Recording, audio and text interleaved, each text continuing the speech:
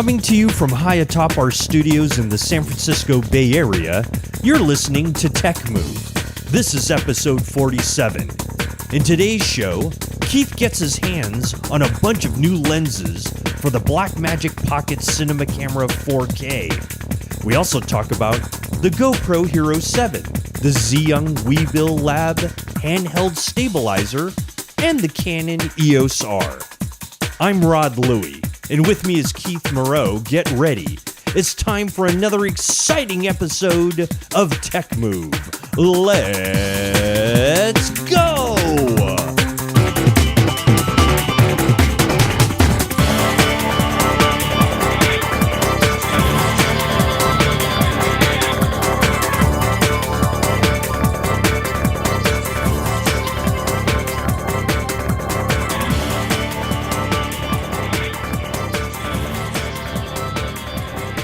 Well, welcome to another exciting episode of Tech Move.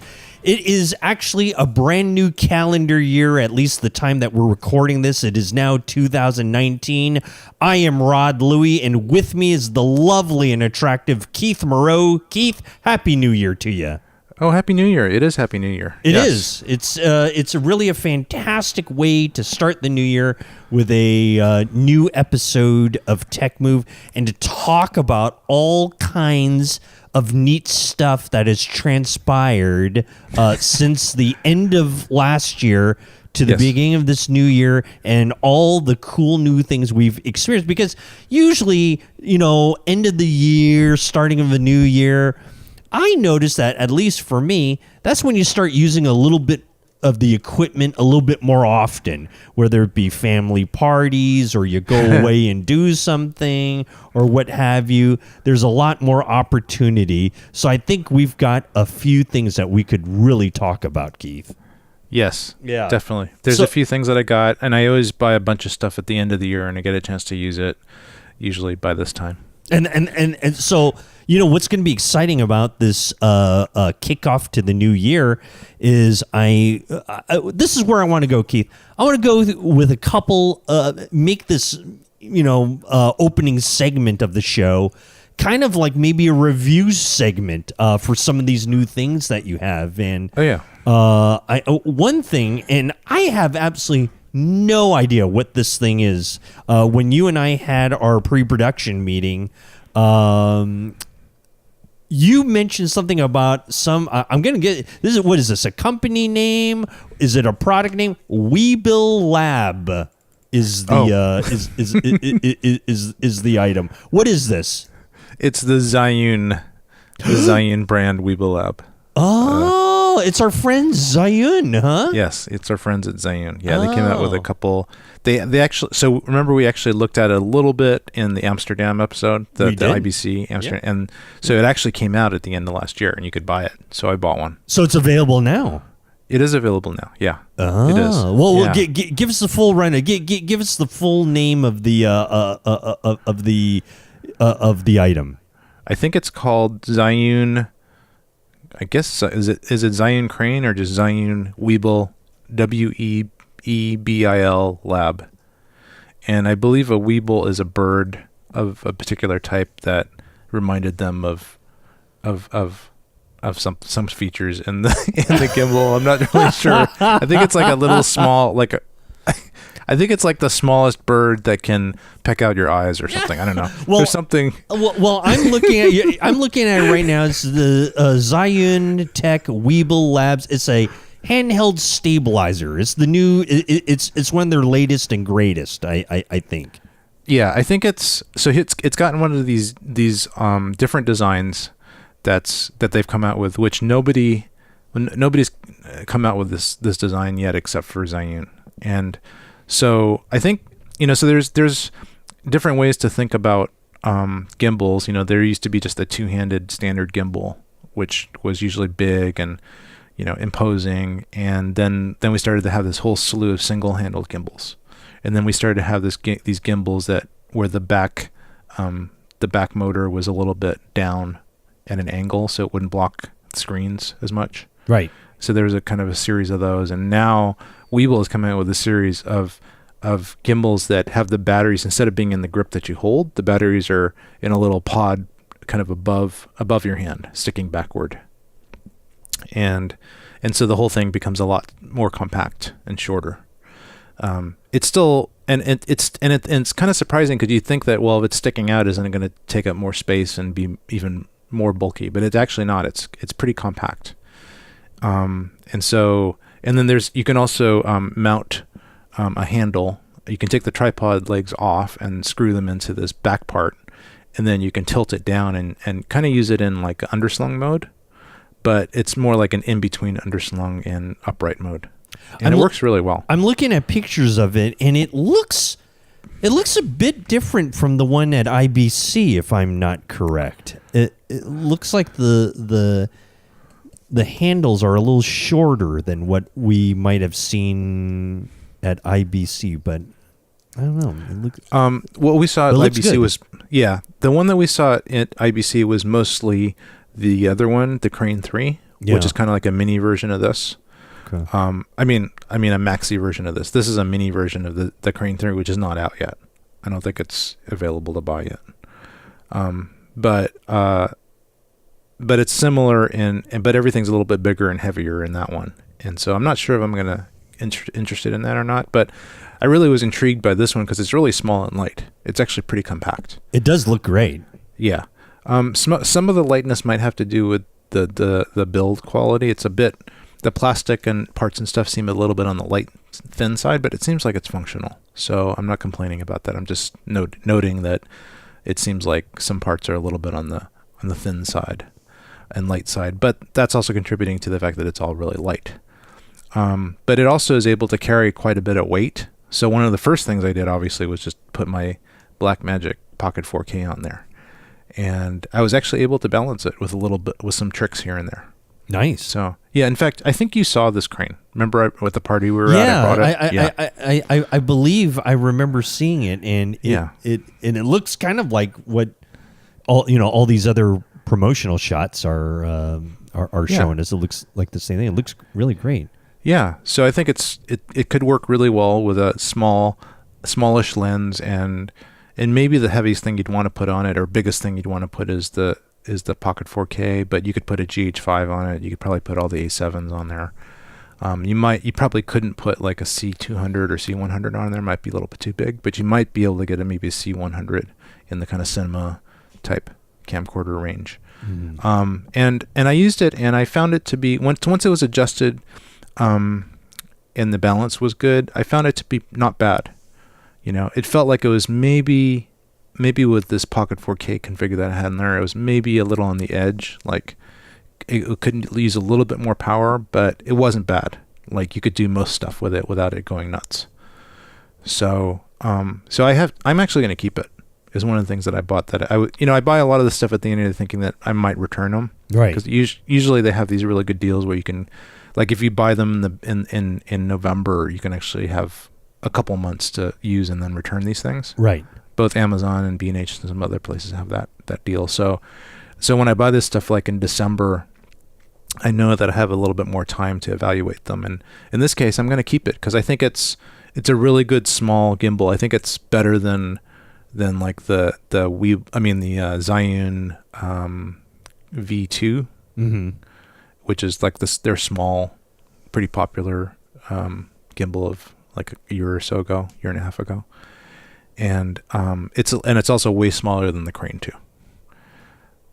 Hey, so, I'm looking at some of these pictures, and a lot of them have what looks to be like a external monitor adapter that you could kind of put maybe a cell phone monitor or maybe a small HD type of monitor. Did you get one of those? No, I did not get that one yet, but I did get and the reason for that is I think it cost something to buy that little extra attachment, which so when I got this, the version I got, it wasn't, that attachment thing was not available. It was only available just the simple crane itself. Right. And then the new set of attachments, it comes with all these accessories. It comes with you can buy it like a package and pay a bit more, maybe like a couple $100 more, and then you get all these extra things. But if you buy them separate, it's like $229, and then what do you get with that? You get the phone holder, which you're talking about, and then you get the servo zoom focus controller for the Crane 3 and the Weebill Lab, and then you get the Transmount mini tripod and the Transmount quick connector, and then the multifunctional camera belt. So I didn't really need all that stuff. That sounds like a lot of stuff that you could have had. Yeah, and so I just wanted to get the Crane, and I don't feel that great about using my iPhone as a little monitor on it. And I think there's lag. I read some reviews about the app is not that great, and there's some lag in it, so it becomes a little bit less useful. Sure. And most of these cameras they have pretty good viewfinders, so are pretty good LCDs. So I would just use that. But you probably could put your small HD external monitor on there, though. Exactly. And I think it would be no latency and way better brightness and stuff like that. Right. So I don't know if I just want to have my iPhone just hanging off, my $1,500 iPhone hanging off this thing. Right. I don't know if I would either. Yeah. So, but I did order the follow focus thing for it. So I will be able to use a follow focus on this gimbal, and that was like, it wasn't too expensive. It was like less than $100 for just a little clip-on follow focus motor you can put into gears, and it's operatable by this little knob that's on the edge of the Weebill. So anyway, yeah, I like it. I like it. It's pretty powerful. It's quite light, and I like the design. I like the ability to kind of tilt it forward and use this kind of flashlight mode, but in a more ergonomic way. You're not putting all the weight on your wrist. You're kind of like more like hanging it, like more like underslung mode. I really like that. It actually is a really good idea. And a lot of the way that they advertise is by using this small little bottom tripod and taking it off and then clipping it onto the backside to put it into that mode. I just screwed in a regular handle that I had lying around because it's got a 1/4-20 in there too. So I kind of have both things going at the same time, so I don't have to sacrifice the tripod capability for this extra handle on the back end. You know what I mean? Yeah. So I think what's really most shocking here and a great start to the new year is a piece of gear that Keith Moreau will not be returning, which is really unheard of. At least, so this is going to be quite the year of products, I think. This is going to be quite exciting. I hate to see what happens after CES arrives and announcements that are made and what you'll be going crazy for. So that's good. That's good. So something else that I got recently that I will not be returning. Oh my God, we're 2 for 2. Holy mackerel. Okay, let's go. Is the GoPro Hero 7. Ah, yes. The GoPro Hero 7, highly touted because of this stabilization feature that they have. Mm-hmm. Yes, the kind of electronic, I don't know exactly how they do it, but it's pretty awesome. Yeah. So I went to Puerto Vallarta recently, and I shot a bunch of stuff. I actually just had it on, it has all it works with all the standard GoPro connections, mounting connections. Which is so great, right? I mean, that's really so awesome. So it's like no matter what GoPro you have, you can probably use all the same stuff. Yeah, all this stuff that goes beyond the little kind of hinge panning connection that they have. It's like a little, I think you've seen it, right? It's like a little, yeah. And so all that stuff is the same. The cases and the exterior dimensions and things are different than, like the GoPro, I think 3 and 4 were similar, so you could use all the same cases and things on those. And then when I went to the 5 through the 7, there's no case necessary. There's no waterproof case necessary. Mm-hmm. You can get cases if you want, but it's a totally different design. So those old cases don't work, and battery backpacks and things like that, they don't work. But the actual connectors, like to your bike or your helmet or your or the body thing, yes, that'll work. those are all work. So what I did was I put that attachment and at this zip lining place. So Veronica and I went zip lining in Puerto Vallarta. And so this was a perfect opportunity to really test the GoPro 7. Yeah. So I basically I also ordered a bunch of third-party batteries for it because this thing eats batteries.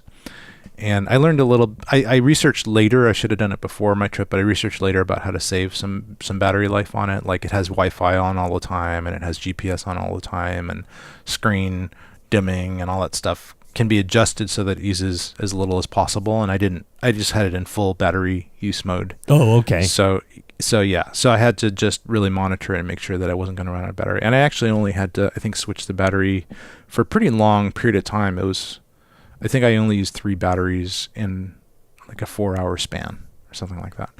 So that wasn't too bad. Not bad. Yeah. And I had to it was on my head, right on the top of my head. Right. They supplied these helmets, and one of the helmets actually had a GoPro mount stuck on it. Oh, great. So yeah. So it's already ready for it. Yeah. So I just put my thing on there and it and I had to kind of aim it so that when my head was straight, it was going to get a good view. It wasn't like looking at the sky or, my feet or something. Right. Sure. So, but overall, that worked really well. And you saw some of the footage and you checked it out. Yep.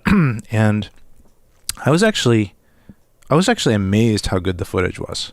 Like how clear it was, how there weren't too many motion artifacts nor compression artifacts in it, even with all that movement. I agree. Yeah. I thought that, and given that there was no like lighting assisting or no extra lights than what you just had, I thought it looked really, really good. Yeah, it did something magical to the lighting to make everything look good. I think there's some intelligence in there, kind of like the iPhones have and a lot of the smartphones have. Yeah.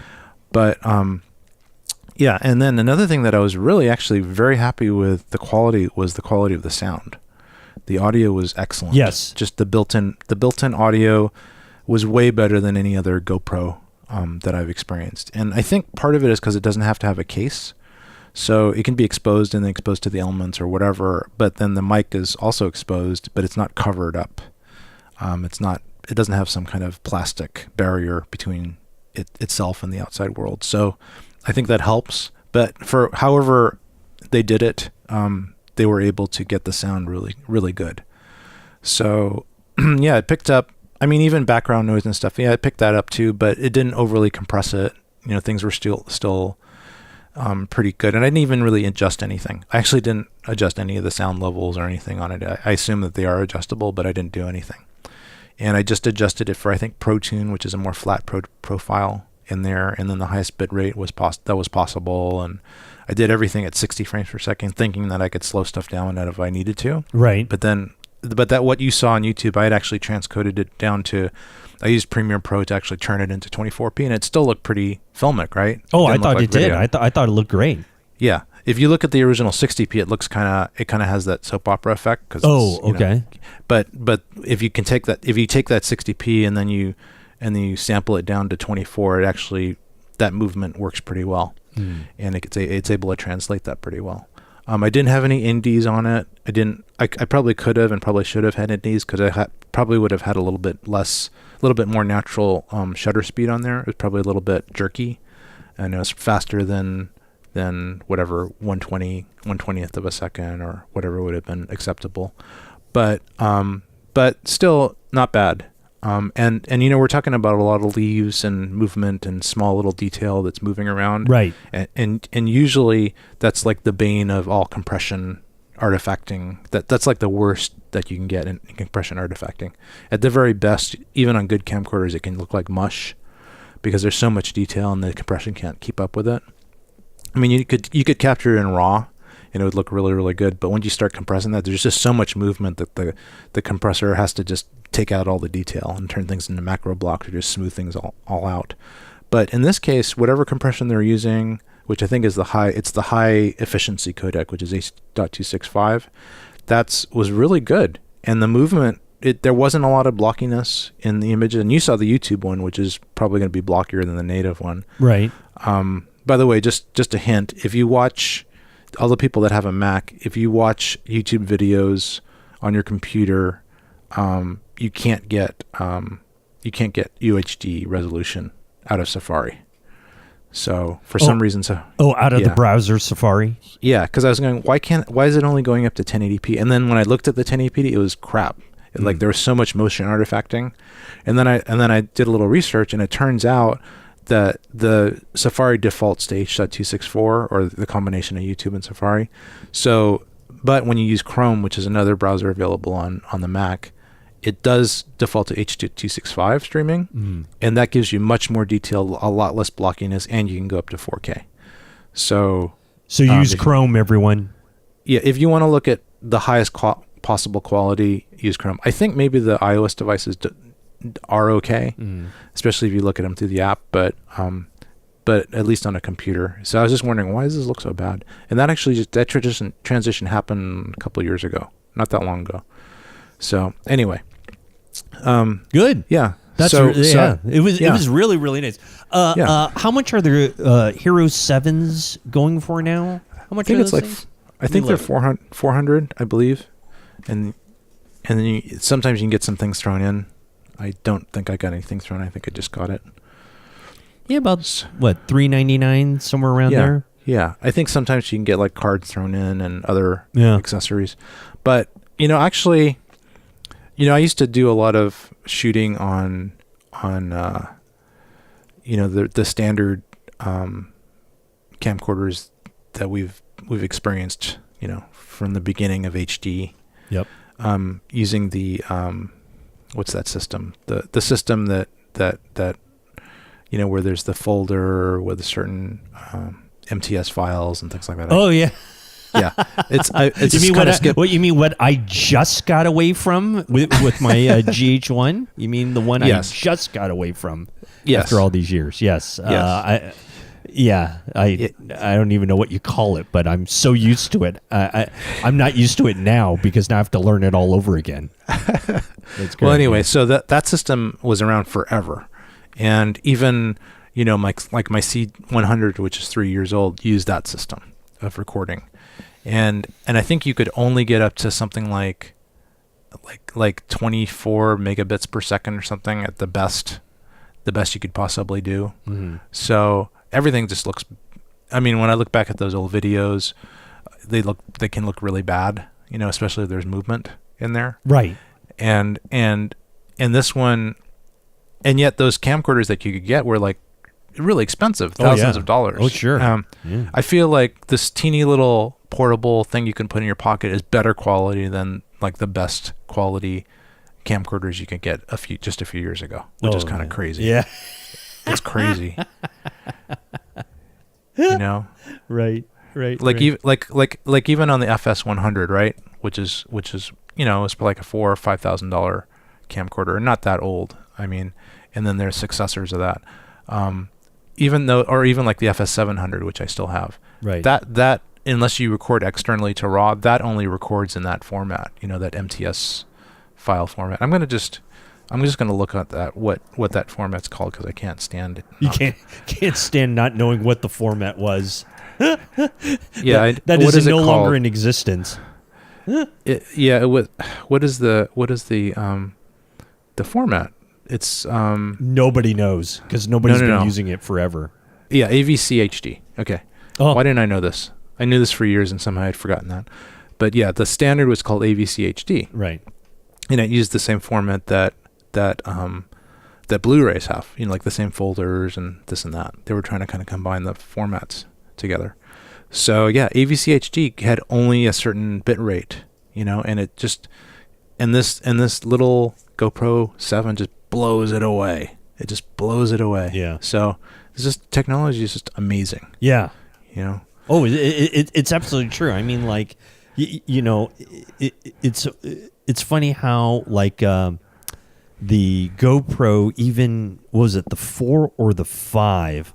That was I remember you and I had talked about it. And it was like really good at that point. It was still good. It was not bad. Yeah, it was not bad. It was not bad. And now this thing is just incredible. Yeah.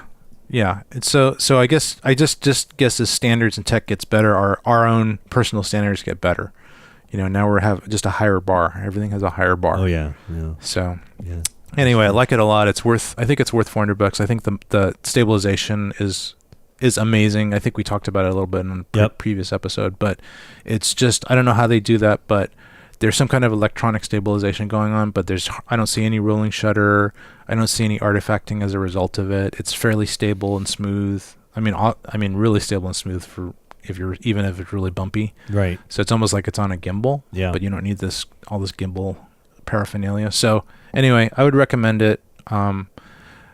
It's not, there's not like an extra lens, or it's not like a DSLR where you can customize it a lot. It's pretty much what you get. But Right. still, if you just want something that's going to work, I don't know if you can really, beat it for $400. Right. Could you ever use something like this in a professional setting? Yeah, in fact, it's things like this. Even the GoPro ones, were used in movies and stuff. Yeah. Occasionally, here and there, and you can always tell because it's that one shot where it's strapped to the bottom of a motorcycle or something, and it's got all this rolling shutter and it looks like crap. But and the thing is, I know it's rolling shutter because I know what causes that. Right. People just go, oh, it's they might not even notice it or go, oh, that's a little wavy. Right. You probably wouldn't have, Or they think it's their own TV or something like that. That's all. Yeah, and probably their TV is set to be in squeezed mode, so they're watching it in the wrong aspect ratio anyway. Right. Like they never set it for the factory to watch HD. But these shots are even used in movies and high-end TV shows, and now you have this thing that won't even have that issue. So yeah, so I'm sure that they'll be used. Just for short shots, not for super long shots, but here Not for and the there. entire film, but just for an effect. Yes. Yeah. Yes. Yep. And certainly used in reality shows. I could imagine it. Oh yeah. Yeah. Sure. And I can also imagine using this as a car, like an interior car cam, Right. very successsually, as long as it wasn't too dark. So Sure. Yeah. because I think there's still issues with the light. I didn't film a lot in low light. I used it in the bright. In bright, it's really good. So, yeah, that's great. That's Yeah. awesome. So- Very, very good. yeah. So, wow. So here we. So let's review again. 2 things out of 2 that you're actually going to keep, which is incredible. Yes. And one thing which I really, really was on the fence with, but after like about a week ago, I said, I'm going to return this. Okay. And that's my new and soon to be returned EOS R and Ninja 5. Oh, and Ninja 5. Yeah, because really there's no point in getting the EOS R without the Ninja 5. And the reason for that is the EOS R internally does not record, it only records 8-bit internally. So you need to get the 10-bit 422 color space, you need to send that out of HDMI and put that into the Ninja 5 or some other type of recorder. Any animus recorder will probably do it. But yeah. So I got those 2 together, and those 2 together, that's a substantial amount of money. It's like $3,300 or something for the 2 things, or $3,200, because the EOS R is like $2,223, and then you need to get an adapter to adapt your old Canon lenses, the regular EF type lenses, to it, and that's like $200 to get the fancy one. Which adapter? So the one thing that's really cool about the EOS R, okay, so the EOS R is a mirrorless system. And it's a totally different, like you can't take your EF lenses and stick them right onto the camera. It won't work. It's a different mount and everything. So Canon, though, has come out with this adapter system, which it's basically like a Metabones kind of, it's not really a Metabones, it's like the Metabones without the speed booster in it. Okay. Right. So it takes the EF lens, and then the back end it fits the Canon, and it's really precision. It's really good. And you can get the really dumb one that's just $100. All it does is adapt it, or you can get the fancier one, which has a ring, and you can assign whatever you want to that ring. So most people would assign the aperture control. Mm-hmm. So then you can turn your non-aperture controlled EF lenses into ones with aperture control, which is really cool. Because that was an issue with the EOS system, is it didn't have, they removed the aperture ring from all the lenses, instead made it internal, so it was just more of a dial than a ring. Right. Well, now that's back if you want it, and so that's another $200, and then it becomes like $25, and then you add the Ninja 5, and that's like another $6, and then so now you're up to like $3,200, with the cables and things. So yeah, so it's not insubstantial. And so what do you get out of that? Well, you get a really nice still camera. It's a really nice still camera. It's really smooth. It's like it's equivalent, I think, in image quality to the highest end, one of the highest end Canons, like the 5D Mark IV. As far as still image, you're saying? Yeah. As far as still image quality and use, and you get 4K internal recording at a really high bit rate, like 400 megabits per second or something really high, like really, really good bit rate, which is awesome, right? Because the bit rate is what's responsible for the image quality in a lot of cases. And so that part is really cool. But the thing that's not cool is it, and when you're in 4K mode, because you can get all kinds of HD versions of DSLRs and mirrorless and all that stuff, and they're great. But this was the first 4K internal recording system that was shot in a compressed format that was kind of practical. You can get the 1DX Mark II and it does 4K, but it's also $6,000 or something like that. Right. So, yeah. So this isn't the first practical one. It's kind of similar to the A7 series of kind of like the Canon's version of the Sony A7R2 or something like that. But when you record 4K, it's cropped. And it's cropped to like 1.8 or 1.9 crop. Okay? That sounds like a lot. It's a lot. So then you're getting into like GH5 and GH5S categories. Right? I mean, that's almost Micro Four Thirds kind of numbers, it sounds like. It is. It is. So then you have to start shifting your whole lens set to use the wider lenses. And so even at that crop, even an 18 or 16 millimeter isn't really that wide, So then you start going to your 10 millimeter lenses, and then there aren't that huge selection of those. Another thing is it doesn't have built-in in-body image stabilization, so that's another kind of a minus. So you can't use, even if you have a wide lens, you have to make sure you're really stable when you're shooting with it. You get tons of micro jitter with it. Oh, so you definitely have to be on a tripod or a stabilized lens. Yeah. And there's a couple stabilized lenses in that wide range, like there's a 10-18, which I have, but it's not a super high quality lens. It's not, you wouldn't necessarily want to use it for the best quality. And there's not much else in that range. There's a 16 to 35, which I have, which is not bad, f4, but that's still not that wide. So, and then on top of that, the rolling shutter in 4K is horrible. Oh, really? It's like the worst rolling shutter of any modern camcorder that I've experienced. Wow. It's really bad. And a lot of people say, oh no, you don't even notice it. It's not that bad and this and that. But I actually notice it. Like when you move the camera around, you really notice it. Like part of the image is lagging behind the other side. Like the top half is lagging behind the bottom half.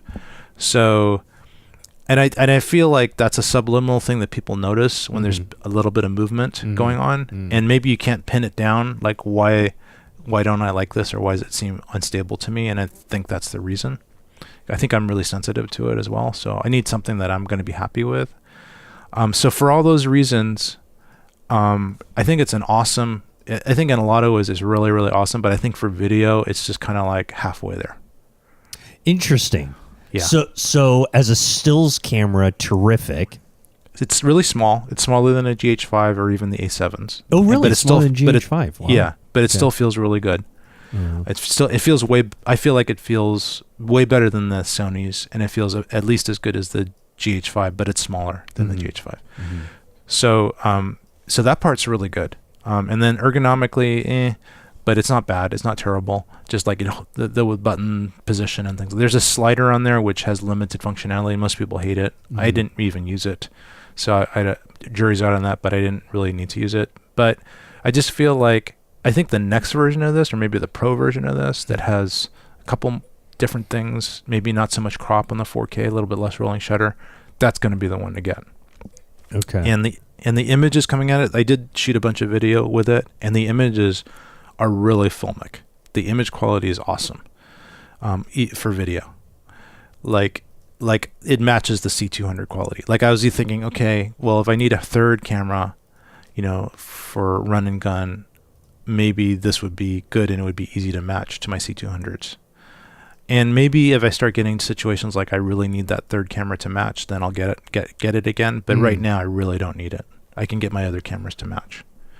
Right. So right. yeah. Oh, so it's almost there.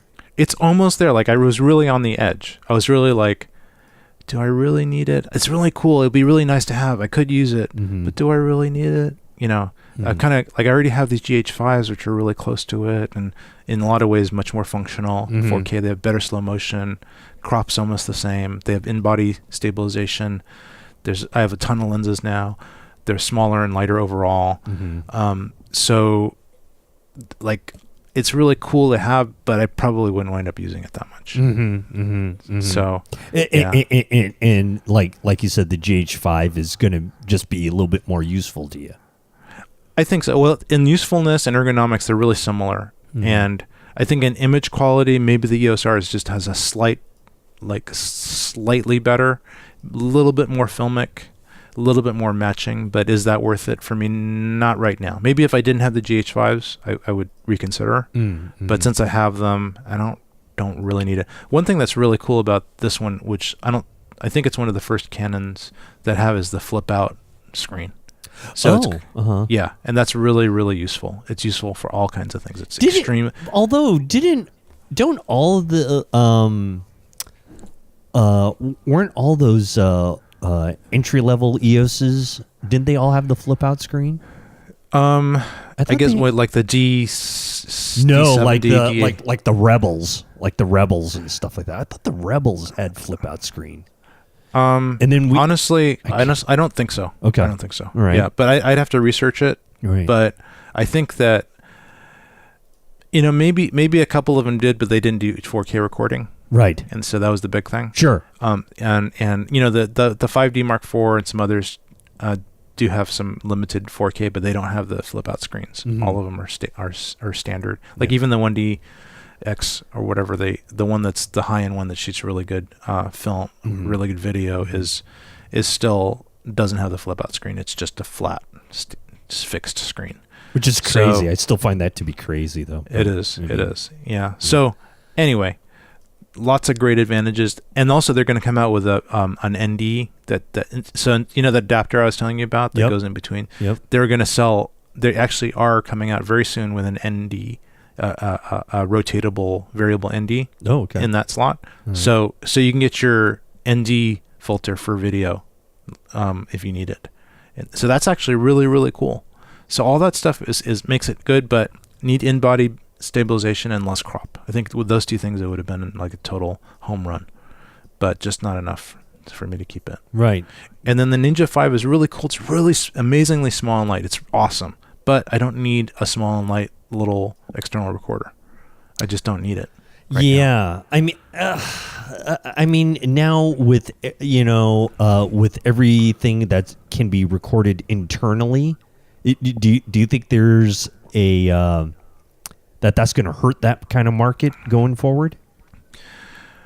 GH5, I think that you can record. You don't need that kind of stuff, right? I mean, it's becoming a little less of a big deal, right, for the external recorders. I don't necessarily think it's going to hurt the market because they double as really good monitors.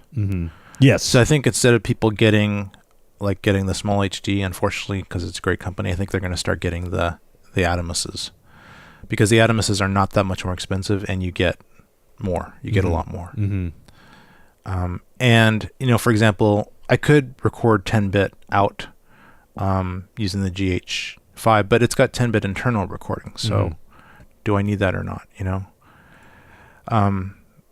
Yeah, I don't know. We'll see how the market, they're always coming out with great things. They're always innovative. I think they're going to do okay. I think maybe some of the companies like Small HD are maybe not going to do as well, though. That's even though I like those guys a lot.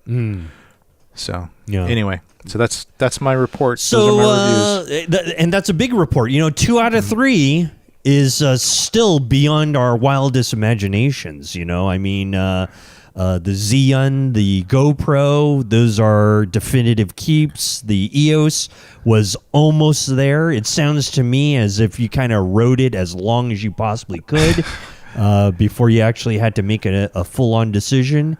And maybe the EOS RS will be the one that you want to get. So yes.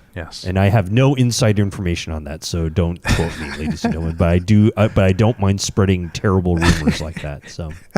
All right, fantastic. Well, great. Hey, that's a lot of stuff to kick off the new year, Keith. I'll tell you that. There is, and we're going to have 2 segments coming up in this episode. That's right. One in the middle and one at the conclusion that we talk about all my experiences, good and bad, with the new Blackmagic Pocket Cinema 4K. That's right. So even though we're teasing it a little bit now, we've actually talked about it extensively in our other recordings that we're going to share with you now. Yep. But we will. You're going to hear a lot of great stuff, and in fact, this might very well turn out to be the Blackmagic Cinema Camera 4K episode, but we'll see how well it goes. Okay, Keith, we're going to take a quick break, and we're going to come back with some more discussions about stuff, and we will continue on with more after this short little timeout if we can, all right? Okay. Very good. We'll be right back with more on Tech Move.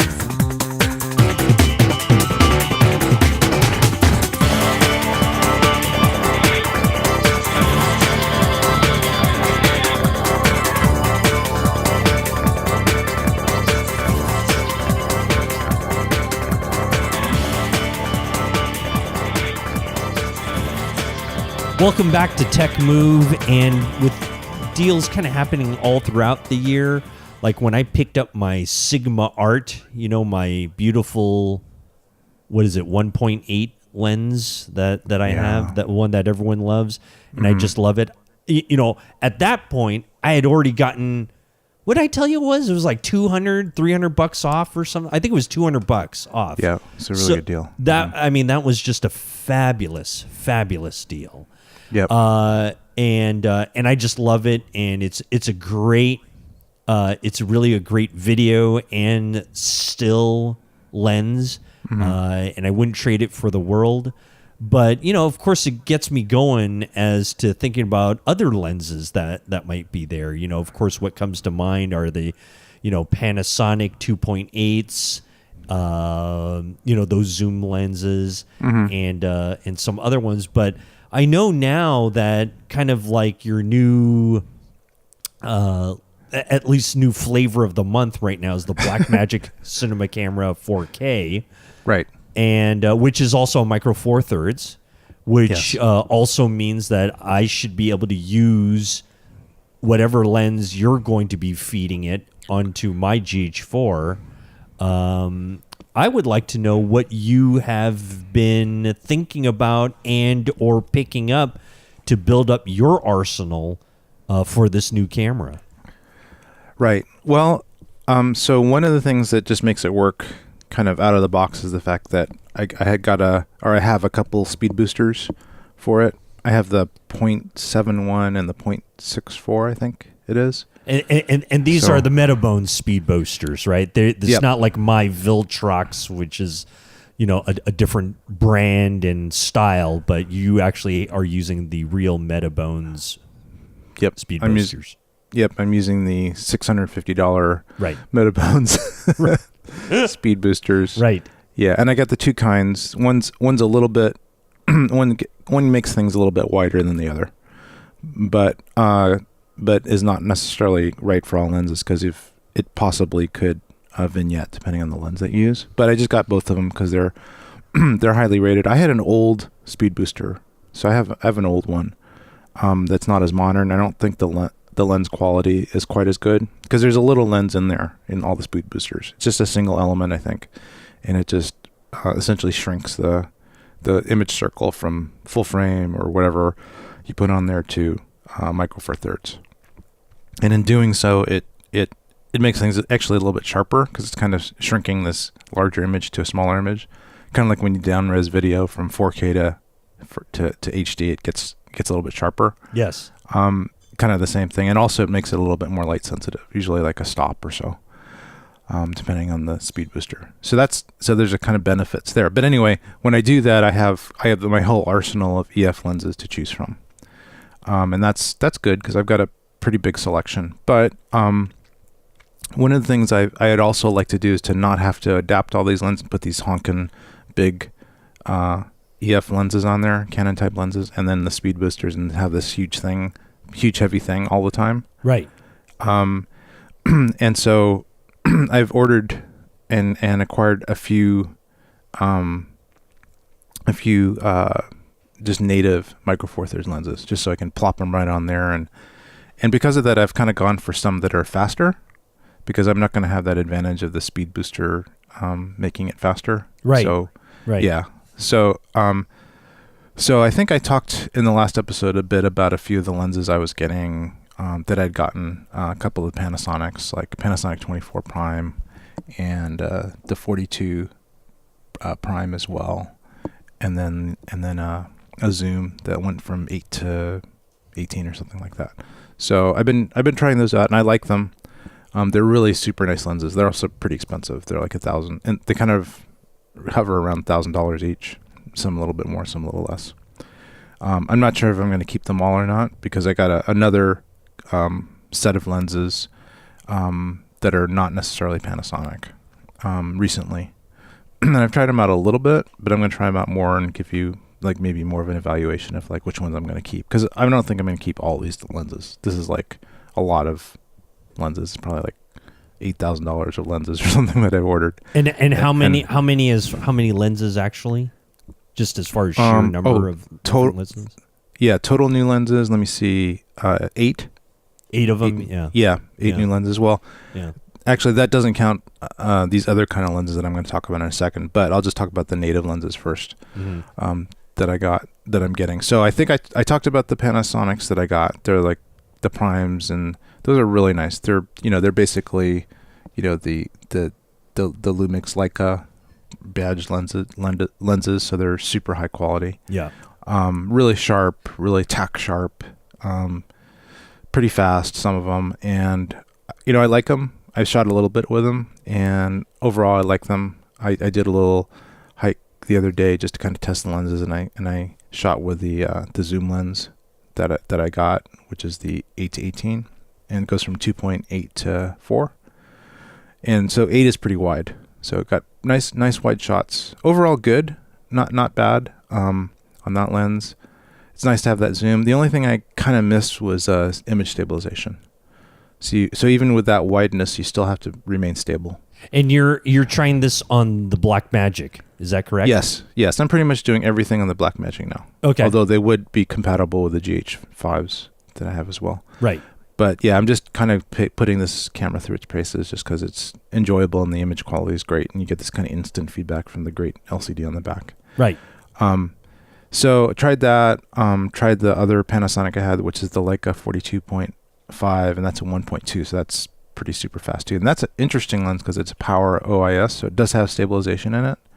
I wish the wide one had stabilization, because that to me is more useful, because I don't know if I'm going to be using an 85 equivalent thing unless I'm on a tripod necessarily. Mm-hmm. But it's an interesting concept. Again, super sharp and amazingly fast and light sensitive for what it does. And then I got the 12 millimeter 1.4, which is kind of like the equivalent of 24 millimeter, which is fairly wide angle, and this one's really fast. Yep. So that one's beautiful as well. All beautiful lenses, kind of clinical, kind of and especially with the Blackmagic, because it's so much detail and so clean, that they tend to be a little bit clinical. Mm-hmm. So one thing I was looking at getting into is getting a filter. There are these filters that have been used for years called Pro Mist filters. I don't know if you've heard of them or not. I've not heard of that. Pro Mist filters? Yeah, they're kind of famous. They're basically like putting a nylons over your lens. Oh, okay. I think there's actually more to it than that, but that would be the equivalent of it. And so, but they're professional filters. I think there's something a little bit more techie involved in what they actually use as a material. I think it's something at a molecular level, but it's basically like a fine grid somehow, and it scatters and absorbs light in a certain way that makes the image a bit softer. So it's kind of like messing up the image a little bit. It's making it less perfect. I'm looking at it right now, and it's very. And for those who are unaware, like I was, it's very much like any other type of filter, like an ND filter or something like that. They seem to be just these filters that get on that just maybe just soften your subject a little bit more. Would you say? Yeah, they soften it, but not necessarily. But not degrading the image at all. I guess technically they degrade it a little bit. Maybe your sharpness evaluation, like if you had a chart and you put these filters on, they might not perform quite as well, but not seriously. It's not like smearing Vaseline over your lens, or when your backup camera in your car has some water from the rain on it, you can't see anything. It's not quite that bad. I do see some examples. It's kind of like for maybe photos in extreme sunlight, it kind of adds maybe a little glow or a little. Yes. I don't know. That kind of like dreaminess to it. Right. It kind of they call it halation. Okay. Like halos. Right. So over highlights, it makes a little bit of kind of like a glow. And which is actually the product of not so good lenses. Right. like when you evaluate lenses, when the technical people that evaluate lenses do that, they mark a lens down for that. Right. But sometimes and that's the thing with just like 4K in general and really sharp sensors these days, is that sometimes the sharpness makes things look worse. Which is kind of weird, huh? It seems like you'd want it to be sharper to look better. Right. Exactly. But there's that kind of like video, like it looks like video, and it's too clean. It's too clean. Yeah, it's too clean. There's too much detail, and I think part of it is that the detail is it has a certain character to it. So the Pro Mist will take some of that detail and smudge it a little bit and make the highlights react a little differently. I think it's mostly working on highlights. So it'll soften highlights, it'll even out faces, it'll maybe slightly blur detail to the point where the lens doesn't look so clinical. And so I was kind of considering these, and I actually have never really used them, but I've read a lot about them, and I'm going to order a few for these clinical Leica badged Panasonic lenses. Mm-hmm. And so I'll let you know like how that comes out. But in the meantime, just in my quest for maybe a more filmic look with the Blackmagic, because that's the whole point, is to get the filmic look with the Blackmagic cinema camera. If I just want to get video, I'll use the GH5s. You know, if I don't care so much about the filmic look, I'll just, the GH5s are just really nice anyway, and it's just that subtle difference between the two.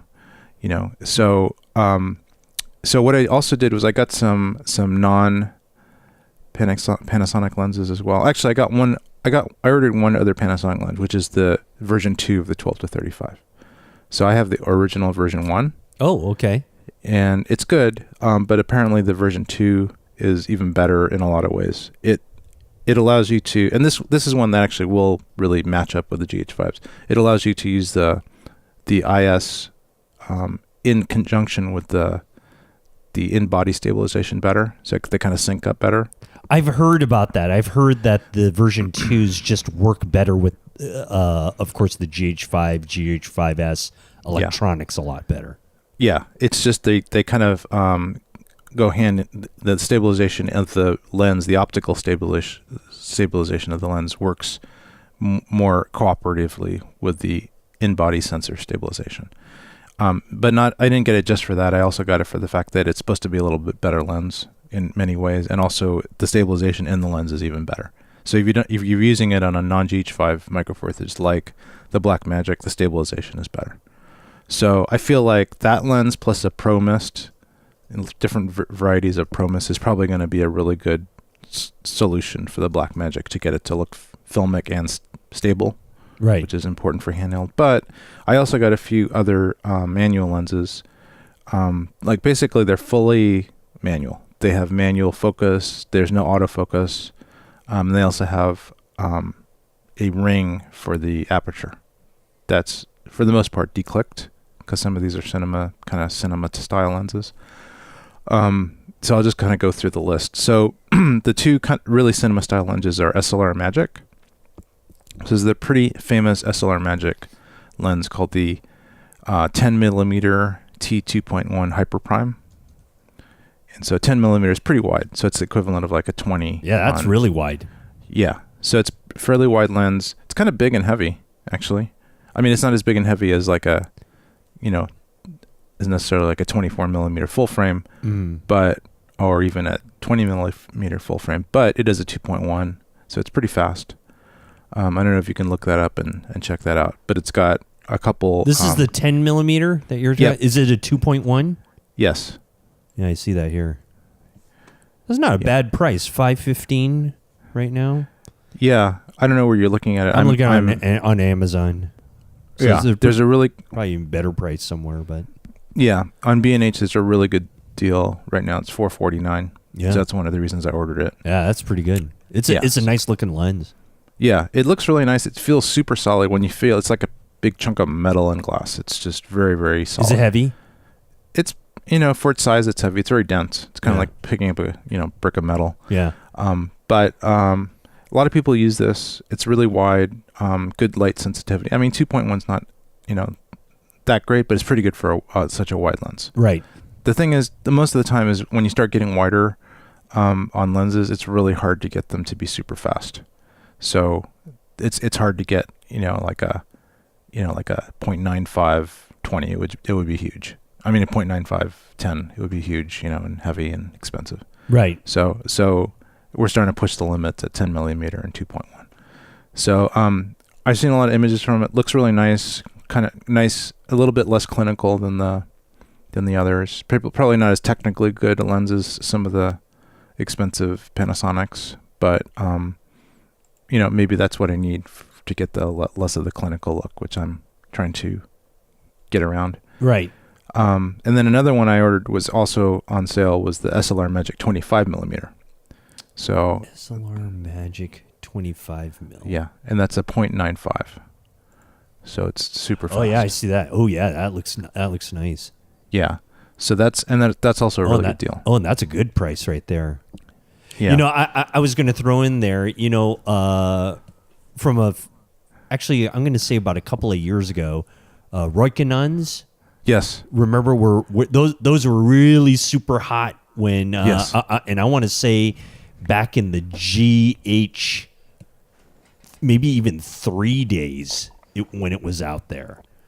Yeah, they've been around forever. They've been around like 10 years. And they have, they were big on these 0.95s. Which were like cutting edge at that time, right? As far as these, fast primes and stuff. So this SLR Magic seems to be a much nicer price point for kind of that maybe same type of speed.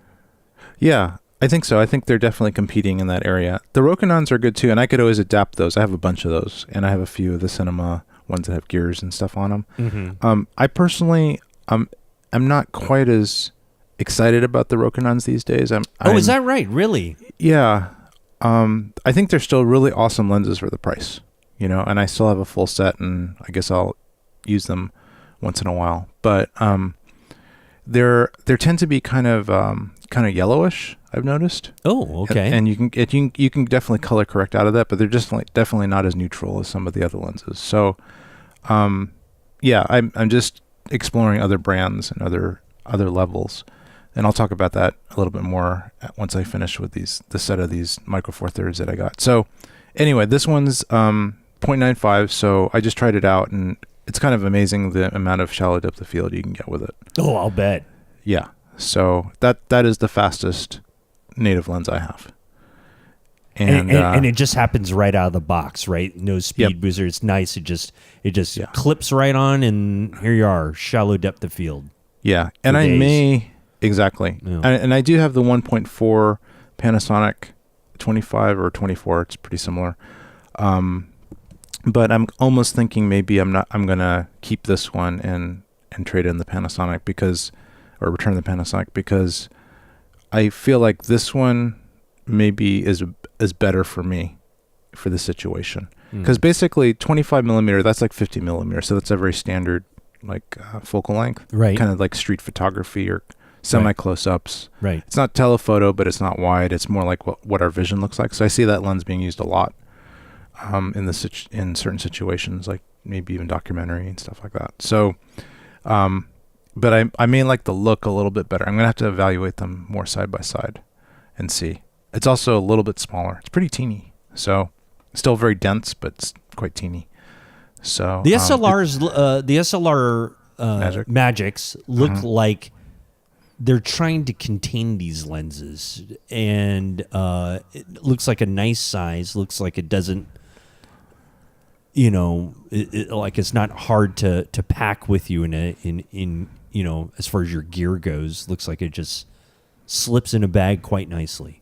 Yeah, exactly. And I could see using these lenses as well on the GH5s because then you can get maybe that run and gun thing because they've got the stabilized sensor, but then you get these teeny little lenses which pack really small. Yeah. So you can fit more of them in your bag. Right. So so that's a possibility. I'm gonna have to evaluate the look, but I'm kind of still in that stage.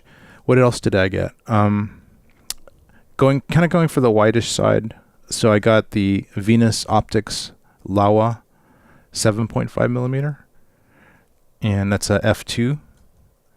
And that lens is. You said what was that? Was that lens 7.5? It's the Laowa Laowa 7.5. I got millimeter. It. Yep. Yeah. I got it.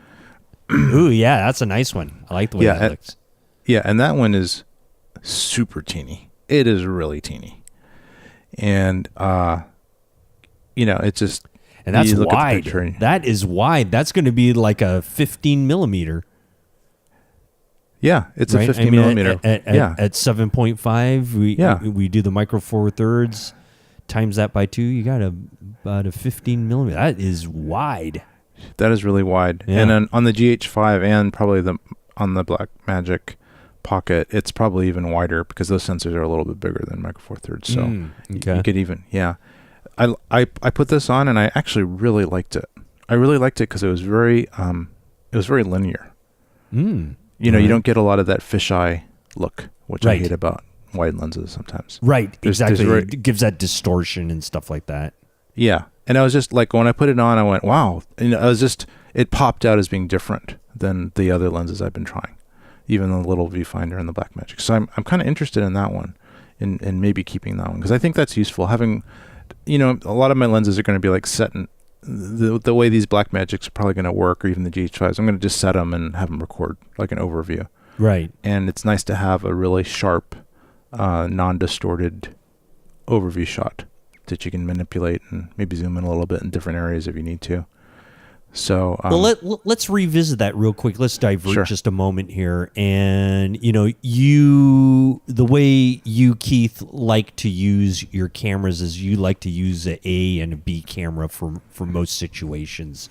So I know sometimes you'll use a C camera, but for the most part, I think it's A and B. So the Blackmagic Cinema Camera 4K, do you plan to use that as your establishing wide shot for the most part, or will that still be left to the GH5? I think it depends on the material. I think if I want to go for the highest quality, I would use the Blackmagic. Okay.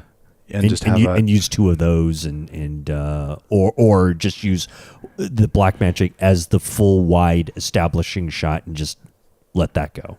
Yeah, just have that going all the time as on a wide. Just have it continually recording. Have it set up with a good battery system and lots of SSD. So. Yep. Oh yeah. Yeah, and have it just going. Maybe depending on the situation. If it's going really, really long, then I might choose a different solution. Maybe choose a different codec, possibly. But if I want the best quality, I'll use that. And then I might use the my second one as the A camera, or might use my C200 as the A camera. Right. So because the C200 looks really good, but it also has really good autofocus. And sometimes you need that as your A camera, depending on what you're doing. Right. If I have a lot of time, and it also has built-in NDs, so if I'm in a situation where I need to adjust quickly to the lighting situation without putting variable NDs, which are kind of just a pain anyway to use, I might just go with C200. So I haven't been in that many situations where I've kind of had to decide what to use, but I'm planning to do that pretty soon. Next week I'm going to do a shoot, and I think I'm going to try that setup. Great. Keith, thank you very much for that. We greatly appreciate it, and we will await more details as you try them out on actual jobs, and we'll see how it actually pans out. Okay. All right. We'll do. Fantastic. All right, folks, we're going to take a break. We're going to come back with more right here on Tech Move.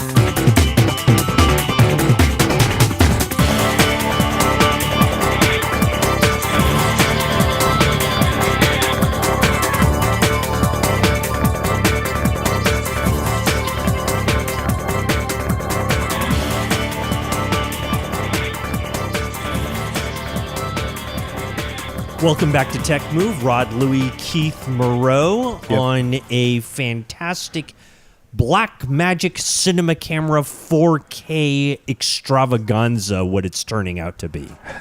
And Keith, I know for a fact, because I'm looking at a picture right now, of what has to be, I can't even count that high. How many different lenses that you've obtained, maybe since even the last time we spoke. And if I am correct, not only are they just different lenses that I think you're going to be using for mostly the Blackmagic camera, or Blackmagic, but I think these are also what we would consider vintage glass. Yes. Would you like to speak about that? Yes.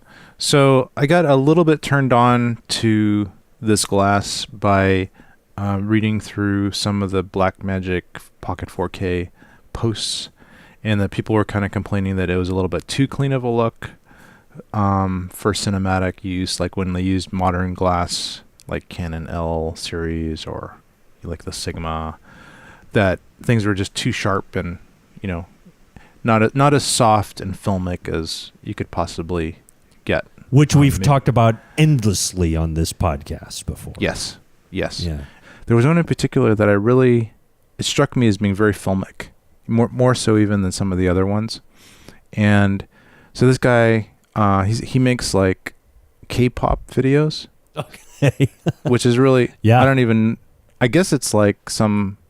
Oh, it's an entire culture. It's an entire culture. It's huge. Yeah. It's absolutely huge, of which I am a former star myself. So, oh, really? Well, no, actually not. But it's it's just Asian boy band. That's just just think of it as that. It's just Asian boy band that, or a girl band, or a girl. Right? Yeah. Right. Yeah. Exactly. Yes. Okay. Because almost all of these were girls. So. Oh, really? Oh, wow. Yeah, of this particular videographer, director. Okay. Anyway, so he talked about what he did, and a lot of people noted that the look he got was just amazingly filmic. Like, how did you get this filmic look? Mm-hmm.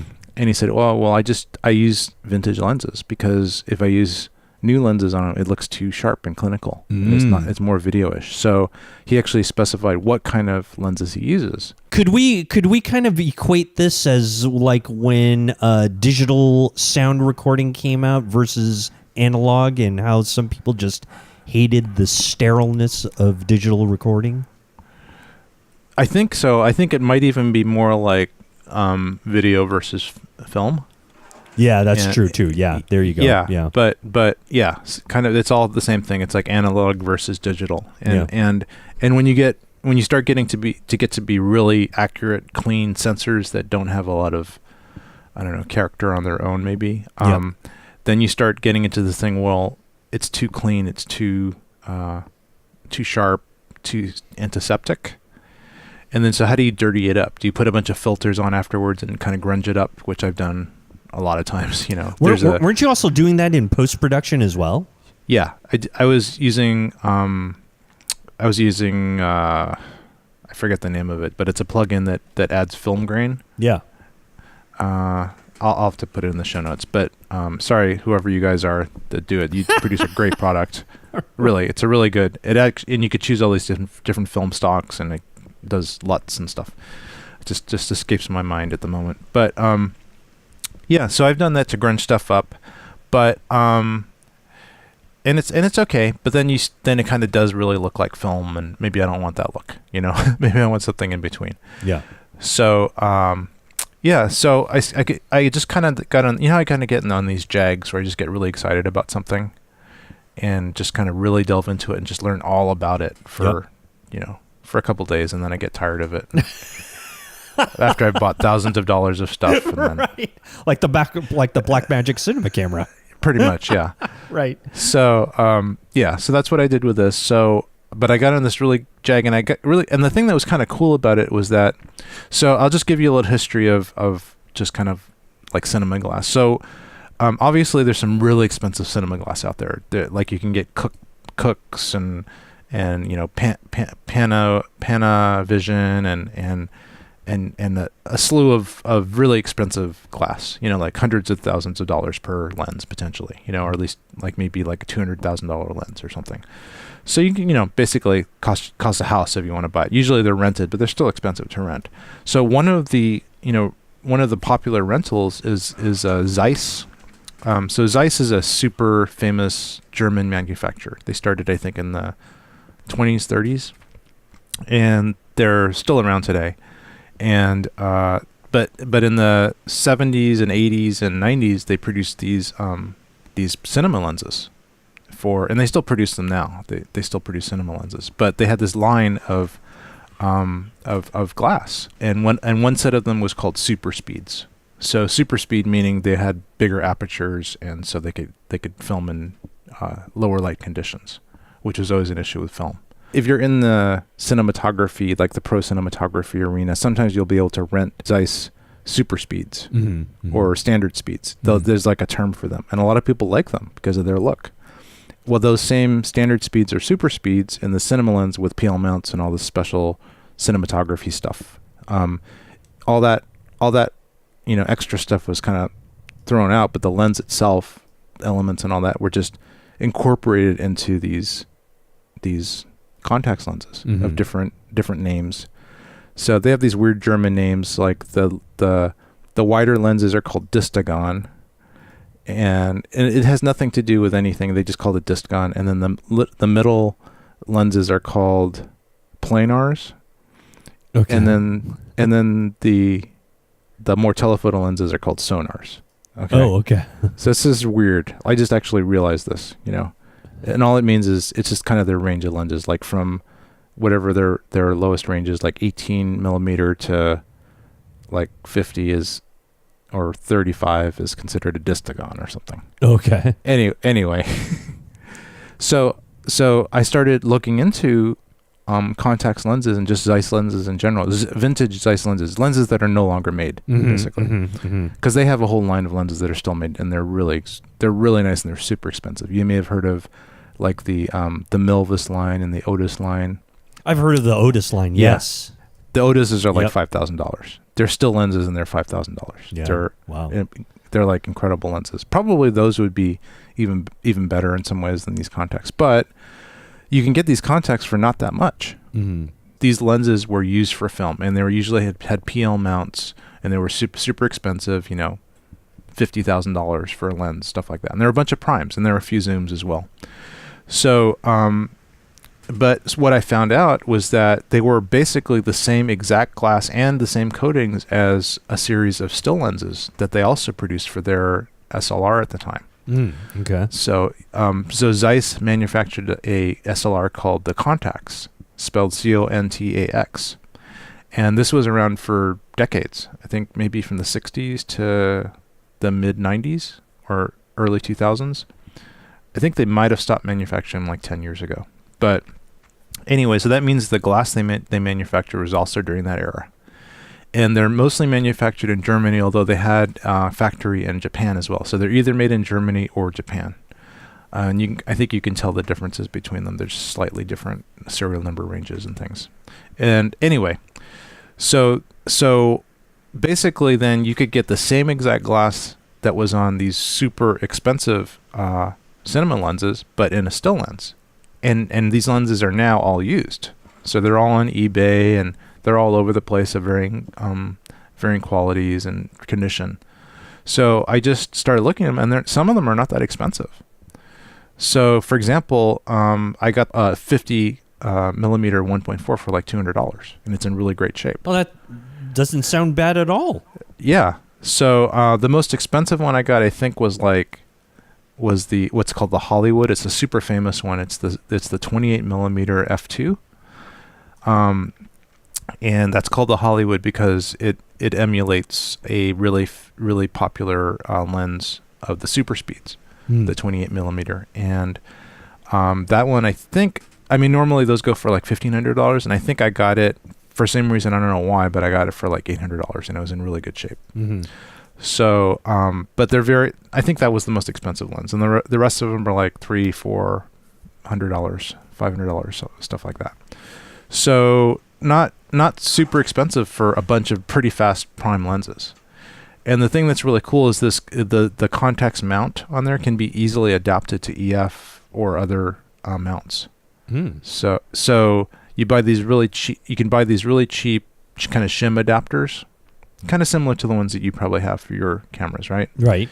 Like the Nikon to EF, Yep. and Exactly. So on. Yep. Yeah. Very thin little rings that'll work. Yeah, and those and luckily they work really well. The Contax to EF works really well. Mm-hmm. It's just a very thin shim, kind of like it's almost similar to the Nikon to EF. Yep. And yeah, so I can just put those on those, and I can even put those on speed boosters, and I can even put those on potentially a speed booster going to micro four thirds. So that'll fit really well on the Blackmagic. So I did that. I bet they look spectacular though on the C200. They look pretty good. They're actually really good lenses. Yeah. They're like as good as L glass, but they have different characteristics. L glass, I'm talking about Canon L glass, which is really high end and super sharp, is a bit antiseptic. It's really clean and nice and very contrasty, meaning it gets really good deep blacks and then a lot of good highlights too, but can be a little antiseptic and very modern looking. The Zeiss is a little more vintage look. It has a little bit lower contrast, so the blacks aren't quite as deep black, and the highlights are rolled off a little bit nicer.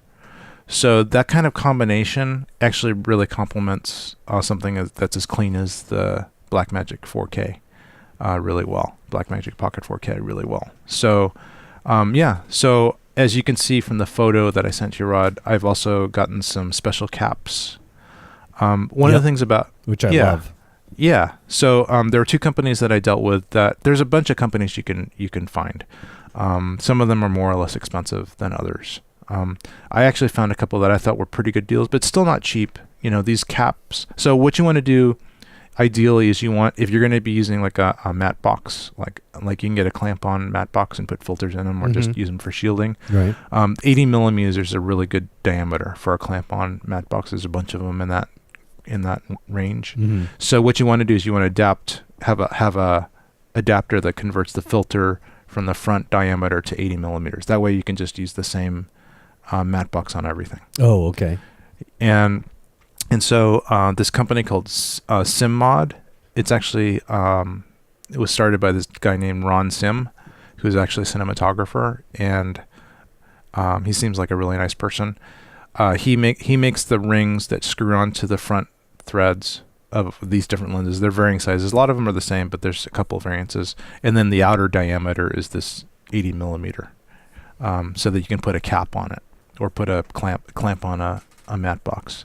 And then he also makes these really cool just push-on caps. And then he also makes these really cool labels for the caps. So which is what I really like.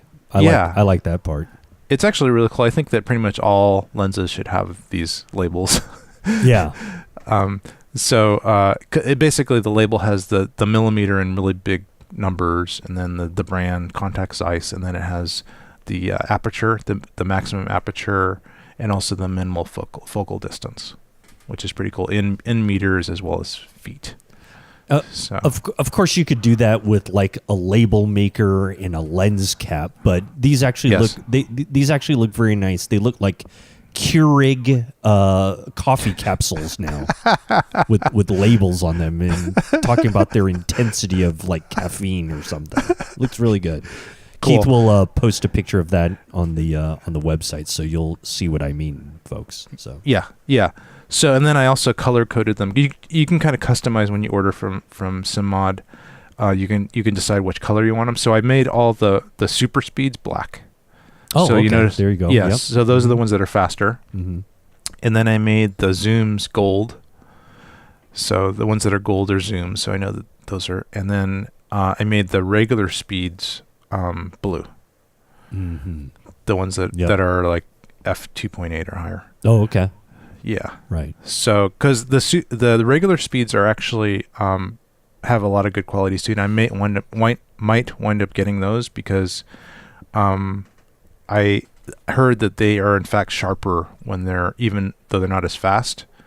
For example, if you got the f1.4 and one of these f1.4s, like the 35 1.4, and you stopped it down to 2.8, it'd still be less sharp than the native 2.8 one. Oh, okay. And the 2.8 one is cheaper and smaller and lighter. So there's some advantages. Like if you really don't need the light, like if you're outside and you really don't need the shallow depth of field, or you're going really wide and you don't need that blurry background as much, then you might want to use that one. So I may also get some of those as well, just for increased versatility. So that's my latest, Contax Jag. There's a few little complications with them. The Contax, the back of them. Yeah. They have this little lever, like like on the Nikon lenses, they have this little lever in the back, like yes, where and it kind of moves up and down. That controls the aperture, I think. Yeah. Well, that's the same thing on the Contax. So what was kind of annoying was I put the regular shim to EF, Contax to EF adapter on that, so it would theoretically just go into a EF mount. And then I put the EF to micro four thirds speed booster on that. And then I put one on, I was noticing, how come the aperture is not being adjustable now? Like I'd move the aperture ring and nothing would happen. And it turns out that this little tab that controls the aperture sticks out far enough where when you put the speed booster on it, it actually hits the speed booster part of it, and it just makes it snag. So you can't. Yeah, so you can't. So the ring then on the outside of the lens does not control the aperture anymore. So I have to. Some people on the internet said you could grind them off. Yikes. Yeah, that seems pretty extreme. Yeah. And I really don't want to necessarily damage my lens, but at the same time, well, are these useful at all with this little aperture ring? No. Right. Aperture tab? No.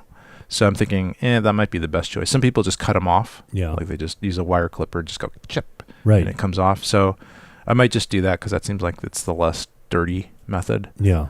But somehow I'm going to have to get these little aperture tabs out because I really want to use these with the speed boosters because I think that's going to make them even faster and more versatile. And I'm sure it'll look pretty good.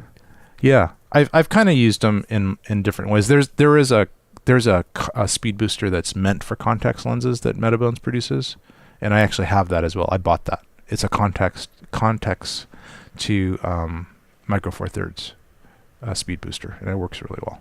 Okay. So how many new lenses did you get? I got there's 9 here of the Contax variety. Okay. And then I got a couple others that aren't Contax, but they're also vintage. There's one that's called the Helios. Okay. You may have heard of it, maybe not, but it's a vintage Russian lens.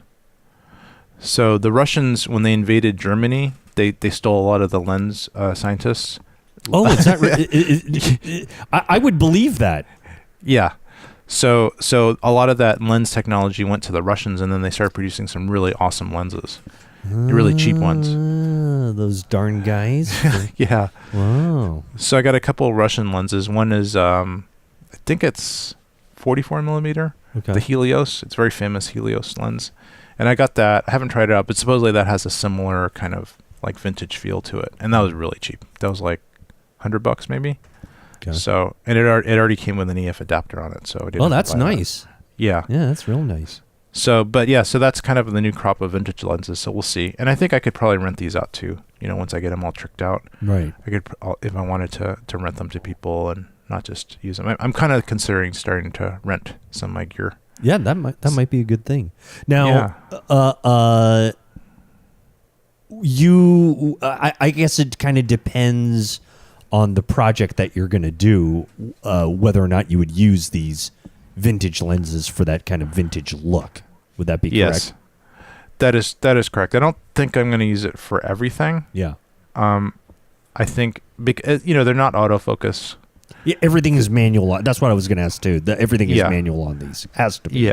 Yeah. So it would be more like a studio interview situation or kind of like a set studio situation. Right. Although I could probably, I could run and gun with these too, and that's the whole thing about using the Blackmagic. It's all pretty manual anyway. Mm-hmm. You can't really get much out of it from the autofocus point of view. So in a way, that's why getting these lenses makes sense for that particular camera. Mm-hmm. Maybe it wouldn't so much for a Canon camera with really good autofocus, but still, yeah, I find them to be. It's a pretty inexpensive foray into this vintage manual lens arena. And do you think that with these particular lenses, you would pretty much cover the gamut of anything that you would need vintage look-wise? Probably not. You notice that the widest one is only 28. Yeah.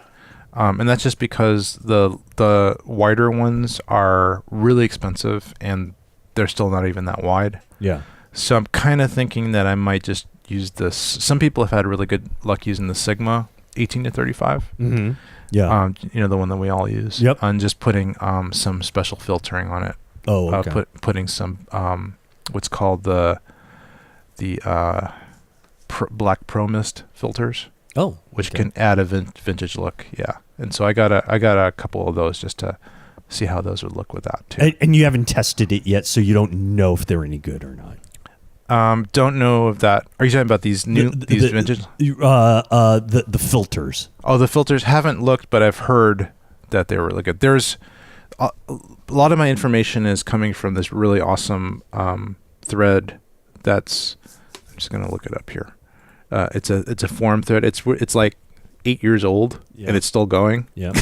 Oh wow. Because let me just I'm just gonna quickly look at this thread. It's called the Zeiss Contax Zeiss Survival Guide. I like it. It was started on the Red user forum. User forum is awesome for all kinds of information, not just about Reds. Mm-hmm. But back at that time, Reds were starting to become really popular, and people were wanting to de-antisepticize their Reds because they had that issue of them being too clean. Right. And then so this one guy who is an aficionado of these Contax lenses kind of started this thread, and it's basically it started I think in 2011 or 2010, and it's got 452 posts. And there's still posts like to this very day, like today, or by the 13th was the last post, and there's people still posting. Oh wow, wow. Yeah. So the history on that thing is incredible. It's incredible, and it was one of the things that I've read every single post from the beginning. So, and now I'm done, and I feel empty. Right. So why don't you get on there and start causing more trouble and say, "Hey man, how do I fix this stupid battery problem with the tongue depressors and a stick of gum? How do I do that?" I know this has nothing to do with the Red cameras or Contax, but here's my problem. I'm running out of tongue depressors. Call Rod. He's cornering the market. Oh, one thing I forgot to mention was the gears as well. So, cinema lenses traditionally have these gears, at least for the focus, if not for the focus and the aperture. Mm-hmm. And so I found a really good source for gears of all kinds of lenses, but it's called followfocusgears.com. Oh. And the owner of that, his name is Sean. I think he used to design helicopter parts because his handle is like Helicopter Sean or something like that. Okay. But good deduction. But I think he does the 3D printing or something, and he used to make helicopter parts, or maybe still does, and now he's made all these different diameter gears. And so these are the things where you can put a follow focus mechanism into your camera, and then you can either use now they have wireless ones that work really, really well, or you can just a manual hand one. Mm-hmm. And that allows you to really repeat movements and then just focus very precisely. The thing too about these vintage manual stills glass is there's the focus travel is really long, way longer than modern lenses. Is that a good thing or a bad thing? It's a good thing because you can focus more precisely. Yeah. And the only reason it would be a bad thing, I don't think there's a reason why it would be a bad thing, except maybe if you were focusing from really, really close to really, really far and you need to do it quickly. Right. But I don't think that comes up too often. All right. Yeah. So anyway, so that's another a little add-on. You may have seen those in the picture. You probably saw those gears I put on. Yeah, I did. Yeah, and those are pretty easy to put on, and they just kind of tightly fit, and they don't move. Looks good. Yeah, it looks good. That's a nice little collection there of vintage lenses. Thanks. And I do see like you already have Metabones on a couple of them already. So. Oh yeah, I think I forgot to take one of them off. Probably ready to go at any time. So it'll be interesting to see what it looks like once you get it on and start shooting with it for a project. Yeah, all rigged out and ready to go. Yep, that'll be interesting. It's fascinating because there are people that are just like totally gaga over these lenses. Mm-hmm. Like when they get them, they've had all these expensive lenses, like Canons and other expensive glass, but they just go gaga over these particular lenses. And there is a reason for that, actually. The reason is that they have a way of, different lenses have different ways of handling light. Mm-hmm. It's not just a direct, like straight shot to the sensor. There's a bunch of stuff that happens. Mm-hmm. And it depends on the coatings inside the lens, also the glass itself, and even the number of elements and how the light is redirected inside the lens and eventually gets to the sensor. Mm-hmm. And there's something about these lenses that makes the contrast, makes them very, very sharp, so that they're not blurry, they're sharp, but makes the highlights very soft. It's almost like that diffusion, that pro mist thing, right? But inside the lens, and probably at a much higher level, probably less degradation going on, and so you can actually put these super speeds on, or these Zeiss lenses. Like cinematographers will say, yeah, if I want to be able to capture more highlights and not have them blown out, I'll put these Zeiss lenses on. I'll just make sure that I rent this set of Zeiss lenses because that's what I want, and then they get actually more dynamic range. So that's really amazing that a lens can actually do that, give you more dynamic range. Yeah, without any adapters or anything like that. Yeah, without anything extra, without different sensors, just on any sensor. Yep, that is pretty cool. Yeah, so it's kind of an intriguing idea. I'm going to see if it actually pans out in reality, or if it's just, if like, it's all marketing hype, or or just imagination of these fanboys. But which could happen, right? Sure. People get really excited about something and they notice, maybe even make it up. It's like the placebo effect, right? So we'll see if I totally on board with the placebo or not. Right. I will stay skeptical. Right, exactly. Well, that's what you always get here when you're with TechMove, is the skeptical ideas that we have, or not falling into anything too much. That's what we try to subscribe to, even though I myself have fallen for plenty of stupid things. So don't fall for it. Right. Don't fall for it. It's a trick. Exactly. No, I've fallen for it plenty of times. So that's good. All right. Yeah. Good. All right. Excellent. That's our little update on vintage lenses and why you'd want to use some. So very good. Keith, we will take another break.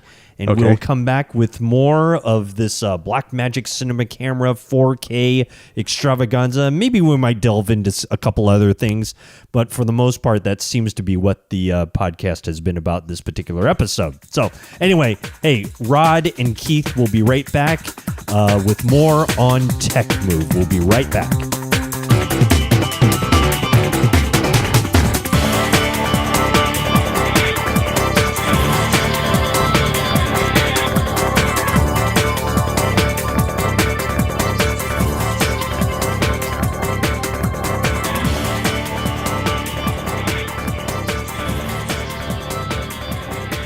All right, well, we have a special update right now here on TechMove. It's Rod Louie and Keith Moreau, and Keith has a little bit of time has elapsed since we talked about Keith first getting the Blackmagic Cinema 4K, and he's had a little time to kind of experiment with it. So we thought it'd be good if we just included it in this episode. That'd be, kind of make sense. So why wait for you guys to hear about it later on when we could just hear about it now? Keith, how about what you have learned now that you've had a little bit of time to mess around with this thing? One thing I've learned is don't get your supposedly authentic Canon LP-E6 batteries off of eBay for a discount. Oh no, that's going to be a good one. I ordered two sets of 4 from 2 different authentic OEM batteries from Japan. That were like $25-$30 each instead of $50 or $60 each. Okay.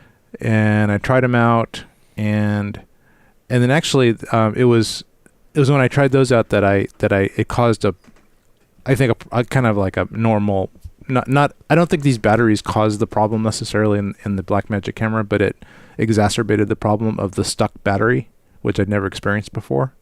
Oh, that's right. Yeah. So I think what happened, and we actually experienced this, I think it was on a shoot. It was a party that you and I were at together. Okay. And I was showing you the Blackmagic, remember? Yeah. Oh, yeah, definitely. And then I said, okay, so this is the problem. I can't get my battery out. And and because of that, I couldn't shoot the thing. It was dead. I couldn't take it out. I couldn't replace the battery. The battery ran out, and that was after about like half an hour, and that was it. No more Blackmagic shoot. So if you ever so we're not necessarily worried about battery life. Well, we are, because once that's it, then that you can't go any further with it. Yes, it's just a one shot. Pretty much, you buy a Blackmagic Pocket 4K and you can use one battery in it, and that's it. And then you have to buy another one, another 4K. No. Anyway, so first don't buy your authentic batteries from eBay for a discount. It's really weird because after I got it, and then I had this issue. And so how I wound up getting this fake battery out of my camera is I actually put some really strong double-sided tape. Yeah. You know, that kind of industrial kind that takes like 20 pounds to remove. Right. And I stuck it on there, and then I stuck another battery because it fit into the slot as the other side of the double-sided, and that was kind of like my handle to pull the bad battery out, and that's how I did it. And it went and came out. And then I just tried it again, put it back in, and it stuck again. So it did. And that's because of these third-party batteries. That's the only reason. No, because I put a different kind of... So I said, okay, I'm going to put a different kind of battery in, because it must be these third-party batteries that are... These fake Canon batteries. It's because I used a ton of third-party batteries in these Blackmagic cameras up until then. Mm-hmm. It was only until I put this fake Canon battery in that it actually caused the problem. So they think they might have been slightly off, maybe more off than the regular third-party batteries, and that's what exacerbated the problem. But I've also heard about people having this issue with regular Canon batteries too. So it's not, I don't think it's necessarily because I used the fake batteries. It's just kind of something that happens. Anyway, so when I put another third-party battery and even a Canon battery, like a one I got from a Canon camera that I knew was real, an old one, put that in, same thing. It just got stuck. So there's probably some piece of metal in there that's, I don't know why it's in there, like why Blackmagic. So here's the meeting, here's the design meeting when they're planning how to design the 4K. Here's the meeting, like the boardroom. It's like, okay, we're gonna have our crack team on the sensor. Okay, good. All right, you got that. We have a crack team on the encoder. Okay, you got that. And wait a second, we don't have any more people. But we still have the battery port to design. Rod Louie from TechMove, he's available for the battery port. Let's get him. Exactly. Let's get him to design this. Come on, Rod, you can do it. Rod is fantastic. He can design a battery out of gum. I think he did design it out of gum. It's probably stick. And Rodney would just like plagiarize off the internet on some battery design and just go with it. That kind of sounds like my kind of production meeting, I'll tell you that much. So have you taken any measurements at all to see like how off this thing is, if it's really off, or is that even the problem? You know what? I think it's maybe a little bit off because when I put this battery, well, let me see. Oh yeah, I have the new EOS R. That's my other Canon camera the recent one, which we'll talk about later. But it seems smoother. You know, when you put any battery in there, even the third parties in there, it just seems smoother going in and out. Mm-hmm. But the Pocket 4K has always seemed kind of like it sticks here and there. Like it comes out eventually, but there's things kind of in the way, more things in the way. So I think they have these little metal tabs and things on the edge. Because, you know, if you look at one of these batteries, there's all these little indentations and stuff on the side. Correct, yep. It's not little molded things and stuff like that, yeah. And they're like sharp edges and things. And I think what happened is they just got something off a little bit. Maybe there's some purpose for it, like sensors or things that allow, you know, tell the camera that the battery's in there. Mm-hmm. But I think maybe they just didn't design them, or they made them too sharp or something. They catch. And then they catch and then they stick. And then they, like a piece of metal bends and then it never bends back or something like that. So after deciding that this camera was toast, because basically every time I put a different battery in, it would not come out until I used the force method of the double-sided tape, I had to contact Blackmagic and send it back. Oh, you did? So, you really? Yeah. Okay, so what if you ordered a battery from Blackmagic? I'm sure it would work. That was the one that stuck. Oh, interesting. Really? Yeah, no, that's the one you got directly from them. Yeah, well, in fact, that's probably one of the crappier batteries that I have. And everybody complains about it.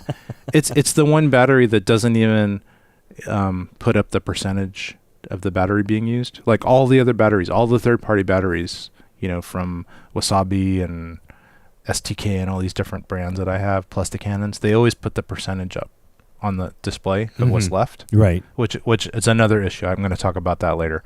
But yeah, but the great battery from Blackmagic, which seems to have a lot of capacity, but it doesn't have enough smarts in it to put up the percentage. It only puts up the voltage or not even the voltage, just puts up like a bar that shows how depleted it is, which is also not really accurate.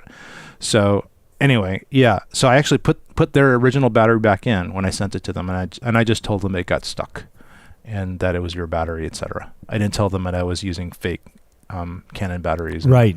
Void my warranty and stuff. Because really, I don't think it's the issue. I think it's just a bad design issue. Rod. Thanks. You're very welcome. Well, you know, I was a bit hungry and half sleepy when I when I passed that off to the production team. So that's all right. That's all right. So yeah, so the battery getting stuck, which is actually very prevalent. I've seen many reports of it on the internet. So I think you just hit it wrong and it gets stuck. So. And then, but the Blackmagic support's really cool. I mean, they're really, really good. And there's one local to us here, like in San Jose or something. So I just sent it down there. They had it for a few weeks. I didn't rush them. I got it back like early this week, I think. Or last week. All right. Yeah. So it didn't take them too long. And I asked them, so what'd you do? And they said, we made a few adjustments to the battery compartment. They didn't go into specifics, like. So little do you know that they got like a file and they just start grinding away and all this kind of thing. Could have been. I didn't really examine the battery compartment to see what, like, if there were metal shavings or right, you know, more gum added or removed. Now was this for your one camera or did you send back both? It didn't seem to happen to the other one yet. So I'm praying that it's not. So far so good on the other one. Yeah, so far so good on the other one, and that's really why, in a way, when you buy this camera this early on, you probably wanted to get two, because if one gets stuck in this way or somehow fails, which I feel like other things might fail on it because it's so cheap, you might want to just get two. So, or just, you know, be out of a camera for a few weeks, a couple weeks anyway. Wow. Yeah. Wow. So that's the battery stuck thing, which is horrible, right? Another thing which is almost as horrible is the fact that the battery, just in general, the battery using the internal battery is kind of randomly bad. because even if you use that sounds really helpful when you're on a paid gig and all this kind of. That sounds great. I would just basically say, if you have a fresh battery, no matter what kind of battery it is, don't use it for more than like 20 minutes.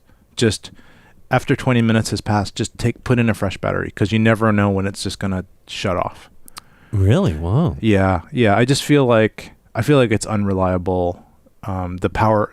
Now, I think maybe they could improve this with firmware. Maybe they could just get a better algorithm for measuring how long the battery's gonna last.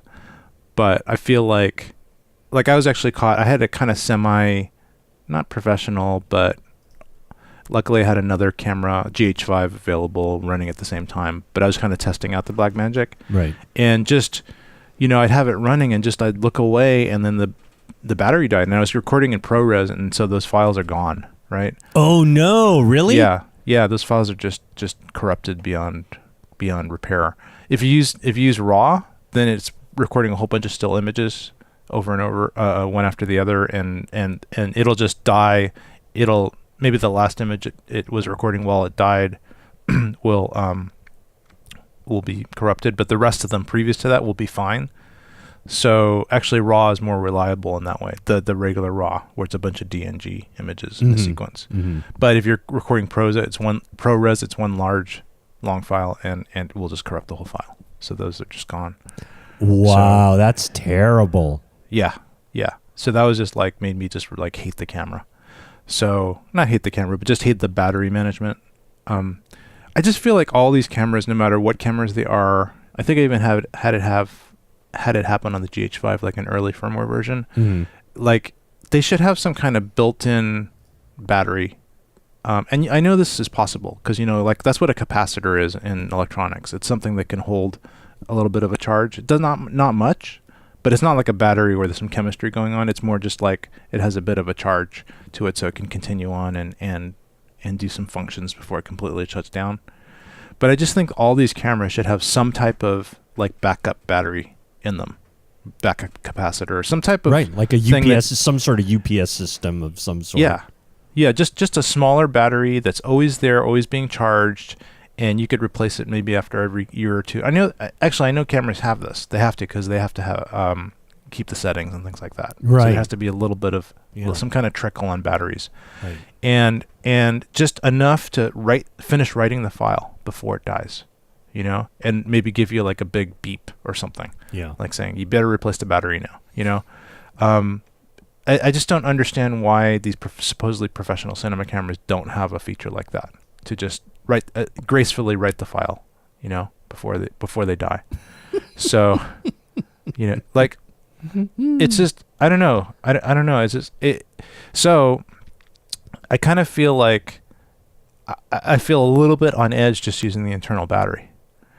And I feel like, I don't know. I feel like it could die at any moment unless it's a really fresh battery. How are you going to work under those types of circumstances? There's no way you're going to work like that. I think that if I don't have my larger rig, now I actually sent you a photo of the kind of Franken rig that I created. Right. And so I don't know, I'm going to look at it. Maybe you can look at it with me while I talk about it. But so I actually sent you a photo of both units side by side. Yep. Looks great. My C200 on the left, kind of stripped down, no lens, and then the Pocket 4K on the right with the various things added to it to make it kind of functional. So it's got a small rig half cage on it. You can kind of see that. Yep. And then it's got a Samsung SSD on it, yep. Which isn't 100% necessary.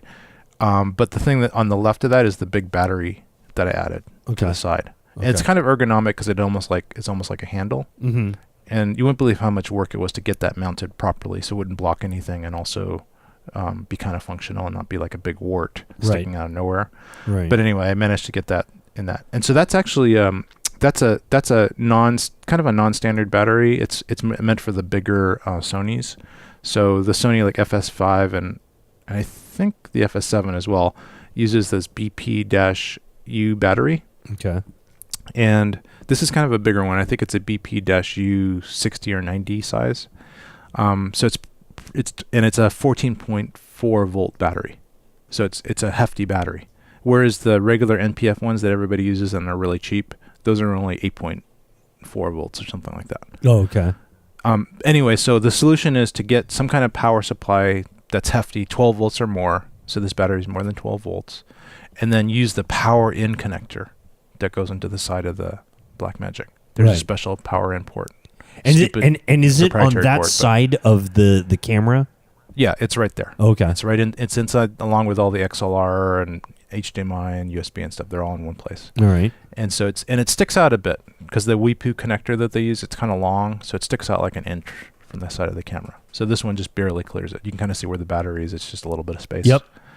So anyway, so I kind of think that I'm going to have at least this thing set up if I don't want to have to worry about it. And actually, the thing that's cool about this is that if I need to change this battery or somehow the battery dies, like I forget about it, right, the internal battery will actually take over. So that's in a way, then the internal battery on this 4K is going to actually be the backup for this big battery. Oh, wow. And then also it's also always charging the internal battery. So if I drain the internal battery down a little bit, but then I put the big external battery on again, it's gonna charge it back up, and it'll be ready for any failure of the big battery. So I kind of think having this externally powered solution is kind of a necessity with this camera. That's what I'm starting to think. It really looks like a great rig, though. It really looks terrific. So I like it very much, but it's kind of inconvenient for you or for our listeners out there that are just going to have to know that it sounds like that's just what you're going to have to do. I think unless they can redesign the firmware to be a little bit smarter about warning you or do something else, I think that it's just, I think it's something that I feel like if I go on a shoot, I might have to just always bring this extra battery thing. I might not need all the other stuff. Like I might not need the external monitor or the external hard drive. Yeah. But I think I'm going to just need this battery. And maybe I can slim down the battery by using a smaller one, because they do make smaller versions of this. Sony makes like half the size version, so it's a little bit smaller and lighter. I just got these because they're K-Star. They're a little bit cheaper than the Sonys. The Sonys are like really expensive. They're like $200 each or something. It's crazy. These are more like $50 each. Yeah. So So I don't know. I just feel like I have to protect myself if I'm going to use this camera. You know what's funny is I think that I think it's probably very safe to say if you didn't like what the final output was of the 4K camera, you would have sent this thing back a long time ago and said, "See ya." Yeah.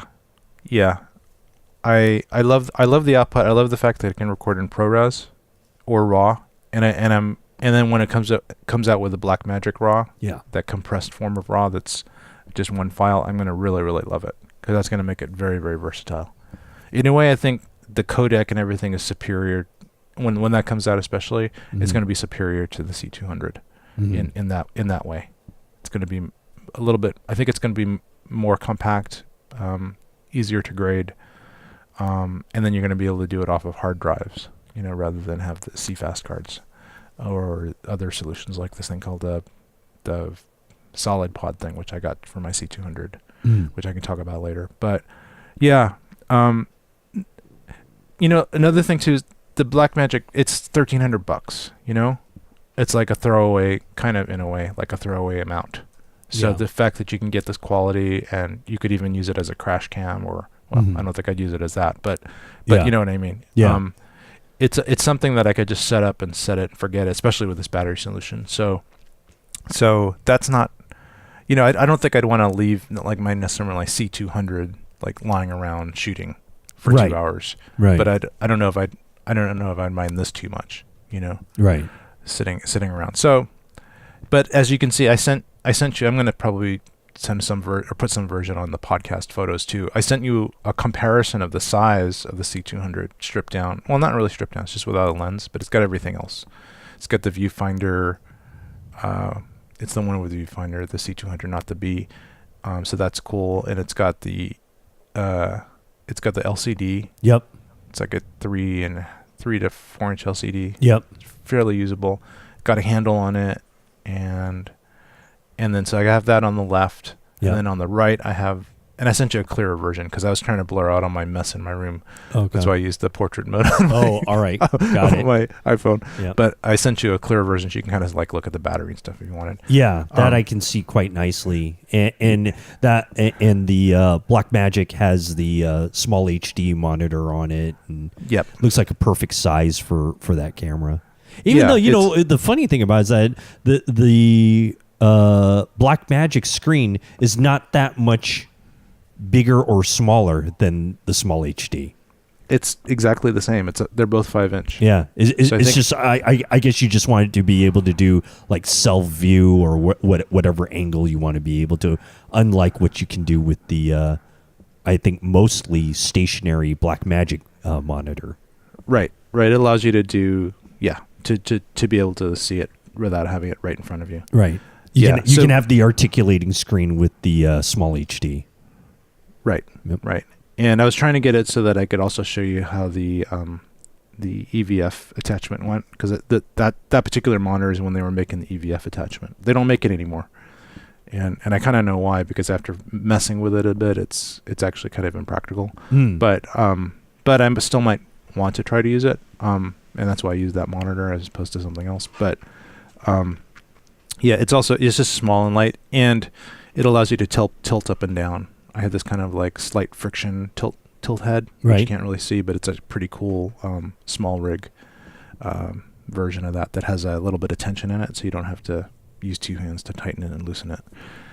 It just kind of moves up and down with some tension. So but I don't even need that either. I could just kind of minimize all that, just have the little half cage and then the battery on the side, and it's still pretty compact. Yeah, it looks like it would work out really, really well. I mean, the small HD doesn't really take that much room. Not really at all. So it could work out just fine. Yeah, but I guess the reason I sent you this photo comparing the two is that if you look at them, they're not that much different in size. You're right. That's what I had mentioned to you. They're actually pretty comparable. I mean, if you created a rig for the C200, without the essentially the handle cage type of thing on the C200, it looks like it'd be about the same size as the Blackmagic.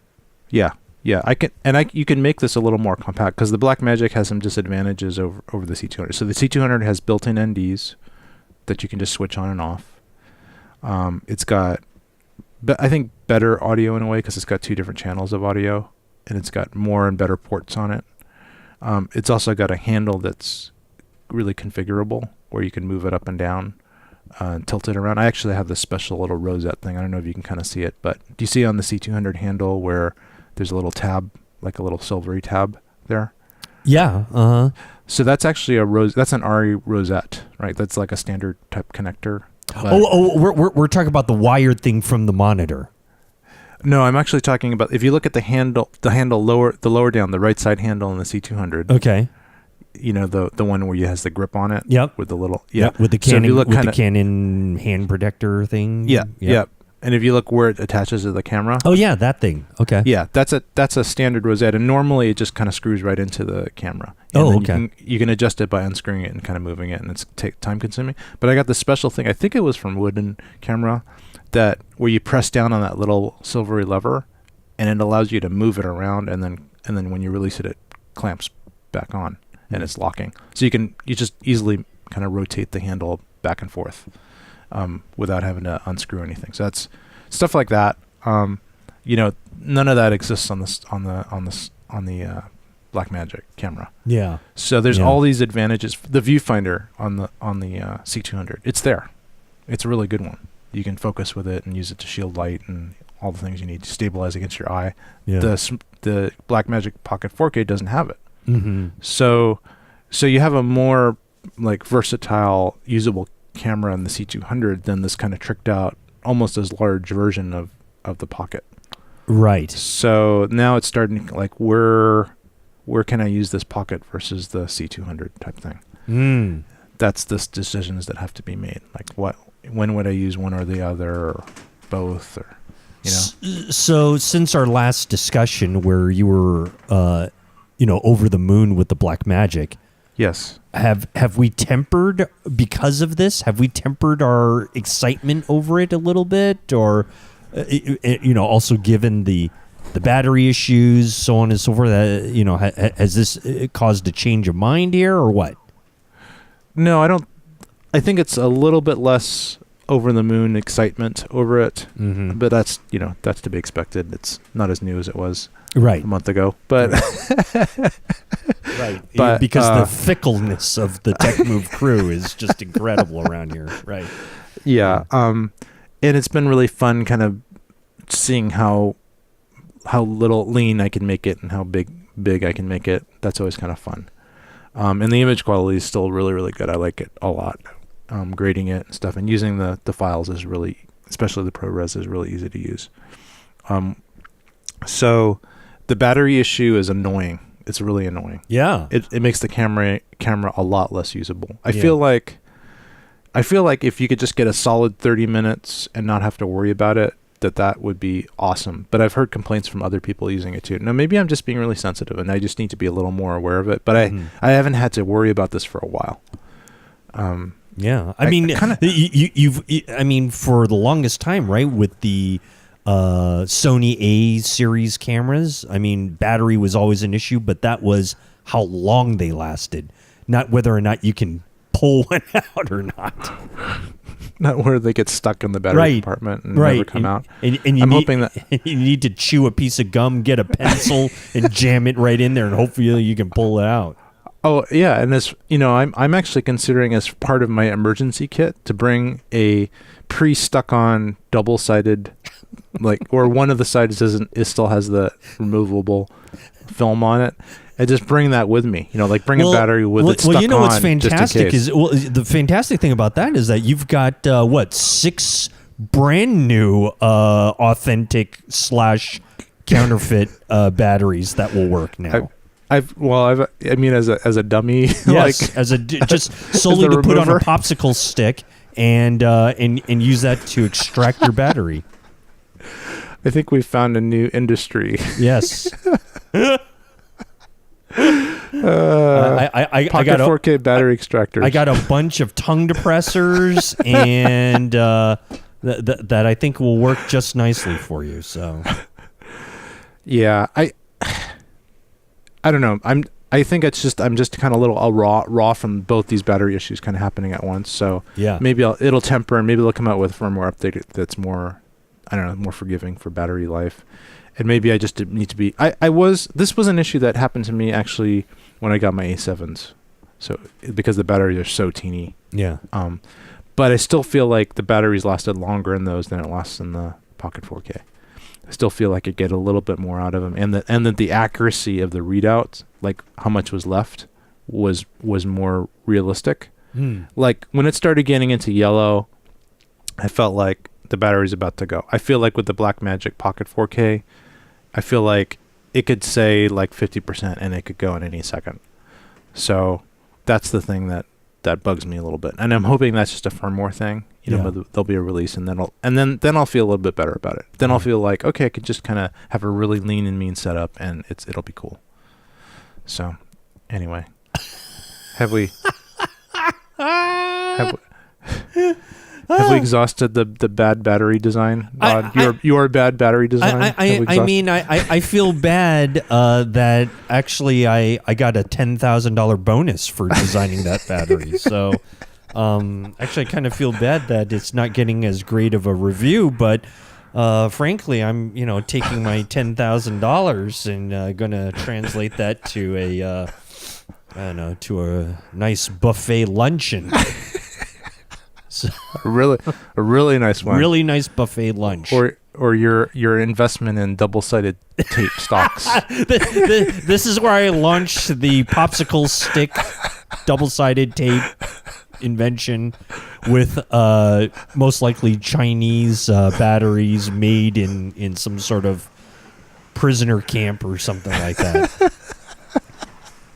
So I don't worry, I'm on it. So, ladies and gentlemen, don't expect another Tech Move episode for months because I got to get on this as quickly as I possibly can. So, well, good. One more thing, please. One more thing. About the supposedly good, authentic Canon batteries. Yes. Apparently, this is really a major issue. Like there's a lot of counterfeit Canon batteries out there. Like a lot. Like there's whole plants making fake ones. Wow. And like I didn't realize it because when I looked at it, I went, is this battery fake? Is it possible this battery's fake? And then I did some research. I should have just done it before I bought these things on eBay. I should have just said, they're kind of inexpensive. But, lots of stuff on eBay is inexpensive. Right. I bought some socks the other day, some authentic Thorlo socks, and they were like half price. Yeah. Were they from a fake factory? I don't know. Right. They were pretty good. But I did a bunch of research and I found out that even the labels are a little off and the little writings is off on them, and there's just a lot of telltale signs. There's whole videos about them. Oh, sure. About the fake. Yeah. And then Canon, if you go down to their service center down in LA or wherever they have it, they actually have like a whole display on fake Canon batteries. Oh yeah. Like they've devoted like a bunch of shelf space to show the differences between authentic and real and fake batteries. Oh yeah. Yeah. Anyway, so yeah, just be careful when you buy discounted Canon batteries. Well, yeah, you just have to, in some ways you have to live by the old adage of you get what you pay for, right? I think that's true. And sometimes I forget that. Well, I mean, we're all trying to save a buck and all this kind of stuff. And, like for my GH4, I bought a couple different batteries, backup batteries. But, like the one that came with the camera is so darn good, I haven't had to use the second batteries yet, I mean, my shoots haven't lasted long enough for me to use battery number 2 or 3. Yeah. For any reason at all, because they were so good. But hey, that's just it. But well, very good. Congratulations, Keith. That's fantastic. Thank you. Well, I did get my money back though, luckily. Oh, you did?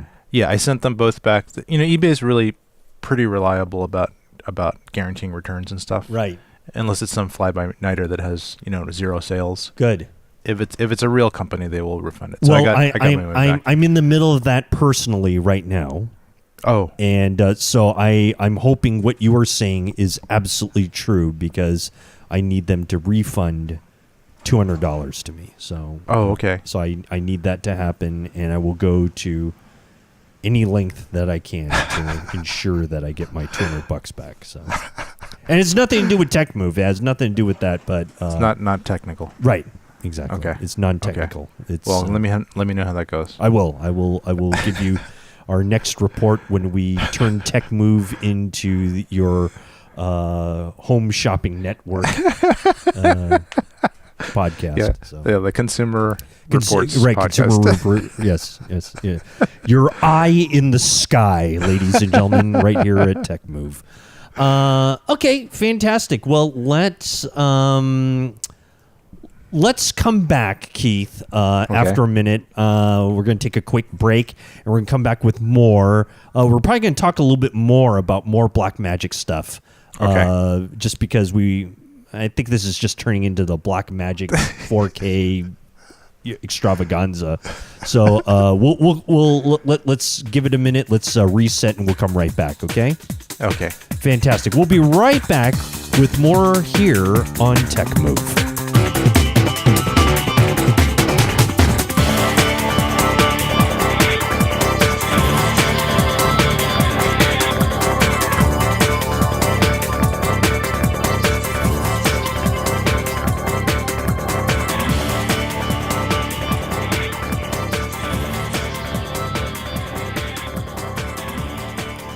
Hi, everyone. Welcome back to Tech Move, and we have come back now into our closing segment of this episode, and we want to just kind of talk about a few things that have transpired since our last recording. and discuss some new things that Keith has discovered. Now he's had another few days to play around with the Blackmagic Cinema camera 4K. Keith, I think you have discovered a few new things, either some rants, some raves, whatever they are. And, let's close out this episode with more discussion about that before we say our goodbyes. Yeah. Well, I still really like the camera. I like the image. I like the flexibility of it. I was actually just doing a wide shot, like a sit down interview, and I was, I'm still kind of in testing mode, but I was doing it for a medium important project, and I used a just the Panasonic 8-18 wide zoom that I have. It doesn't have image stabilization. Is that the 2.4 though? I think it goes from 2.4 to 4. I think it's variable. Oh, it's a variable? Okay. When it's wider, I think it's 2.8, and then it goes to 4 or something like that. But it's pretty wide. It's quite sharp, edge to edge. Doesn't distort too much. So it's a pretty high quality wide lens, and it's very light. It's just in my opinion, the only drawback is it doesn't have image stabilization, which, like on the GH5 is fine. On the GH5S is less useful because of that, like as a handheld camera. Right. And then on the Blackmagic, the same thing. It's less useful to hold. It would be perfect for a hand-holding camera that you can run and gun with. Because when I've used any type of non-stabilized lens on the Blackmagic, the micro jitters when hand-holding is quite bad. Just like any DSLR in the past. And of course, it also could be eliminated if you put it on some sort of gimbal or something like that too, right?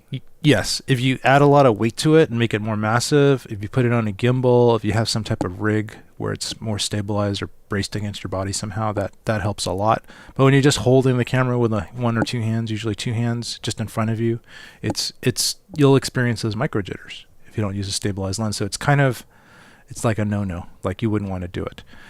But so anyway, I was using this lens, and what I've done over the last few weeks since I've experienced the battery issue, which is the batteries are just right now, they can just die at any time when it's under like 50%, I feel like. Yeah. Like if it gets to 50, it could just turn off. And if you're recording ProRes, that means your recording is gone because it doesn't have time to write the file. So if it's doing the long version of RAW, then it's fine. If it turns off because it's just a bunch of image sequence, but that's a really right now inefficient way to record. It takes a lot of space. So I usually use ProRes 422 when I can with it. And these are with the batteries that are quote unquote recommended batteries, right? Yeah, these are with fresh new. Well, I don't know about recommended batteries, but fresh new, even name brand like Canon batteries or the third parties. I don't. There's not a lot of difference. I think the Canons might be a little more reliable. I think it's just that the power draw of the camera is so high that once the battery can't sustain it, it just shuts off. Wow. So for normal cameras that use those batteries, there's not a ton of them. All the Canon cameras and stuff, their power draw is just a lot less. Those cameras don't have fans in them. They're not recording RAW or ProRes. They have a lot lower power requirement than this camera. So I think the problem with this camera is that for that battery size that you have in it, it's on the edge of not really being compatible with that battery. It's like almost drawing at the edge of the battery's capacity, theoretical battery's capacity. Like you don't really have any extra leeway. It's kind of like driving your race car at the edge of the engine blowing up all the time. So when you bought the 4K camera, from Blackmagic, did they provide a battery? They did, and actually that battery has a pretty good capacity. Right. But in other ways, it's kind of lousy. It's pretty cheap. It's probably, it's probably lower end than most of the third party batteries you can get. But what do you expect? They don't want to give you a $60 battery with a $1,300 camera. Right. That would cut into their profits. Anyway, so I've been just searching high and low for this battery solution, an external battery solution. And there's all kinds of ways to power it with dummy batteries. And dummy batteries work pretty well, but I don't I don't really like having the idea of having this dummy battery in my camera if I can help it. But luckily, the Blackmagic has a really nice power port, and if you get the right cable, it's kind of a specialized actual connector, then you can start adapting other sources to it. So the what I found is that the port on the side can actually be powered by some battery adapters and not others. And I really wanted to have a modular solution, something that used an industry standard camcorder battery, so I could have a bunch of them and then replace them as needed. I didn't want to have like a power pack where I'd have to charge it up and then bring it in and only work for one use, and then I have to get another power pack and plug it in. I wanted something where I had like a little battery sled that I could just plug a new battery in when the existing battery got low. Right. So a good candidate for that is a really common battery. They're called the Sony L series batteries. They're like the typical batteries that are really cheap. Tons of third parties. They work really well. They can get really small or really big. They can get super thin, and those are good for some things. They don't have that much capacity, but then they get also really thick. So the thick, deep ones can last a long time, but they only put out 8.4 volts. So that was the issue, that I thought that the power port on the side of the Blackmagic camera was not able to work with 8.4 volts. It would just, for example, I had an early version of the solution that I had used a small rig, just a straight small rig connector. So it used an NPF battery, and then it just had a connector. It wasn't doing any kind of voltage translation or anything like that. And then it went into the side of the camera, and I couldn't get it to work reliably. It would just like shut off. So like the camera didn't like a lower voltage. So then I got a 12 volt version of the small rig. And not only did the small rig this battery sled get really hot, because it was upregulating it from 8.4 to 12. That means it's got some electronics in there. And those electronics they're usually draw power because they're converting from one voltage to another. It takes some electronics and regulators and things like that actually use power to make that transition from a lower to a higher voltage. So it was getting really hot, and I also got these issues where it was the camera was still shutting off. So I think what was happening was that small rig just didn't have the amperage, the current output that the camera really needed. So then I was saying, maybe I should just go with a really high capacity battery system instead of going for these Sony L batteries. Mm-hmm. Right. So I had so I have a couple batteries from my FS5 and my previous EX1. They're called Sony BP-U batteries. And there's a standard BP-U30 and a BP-U60, and then I have some third-party ones called K-Stars, which are the cheaper versions, and they're big and they're good.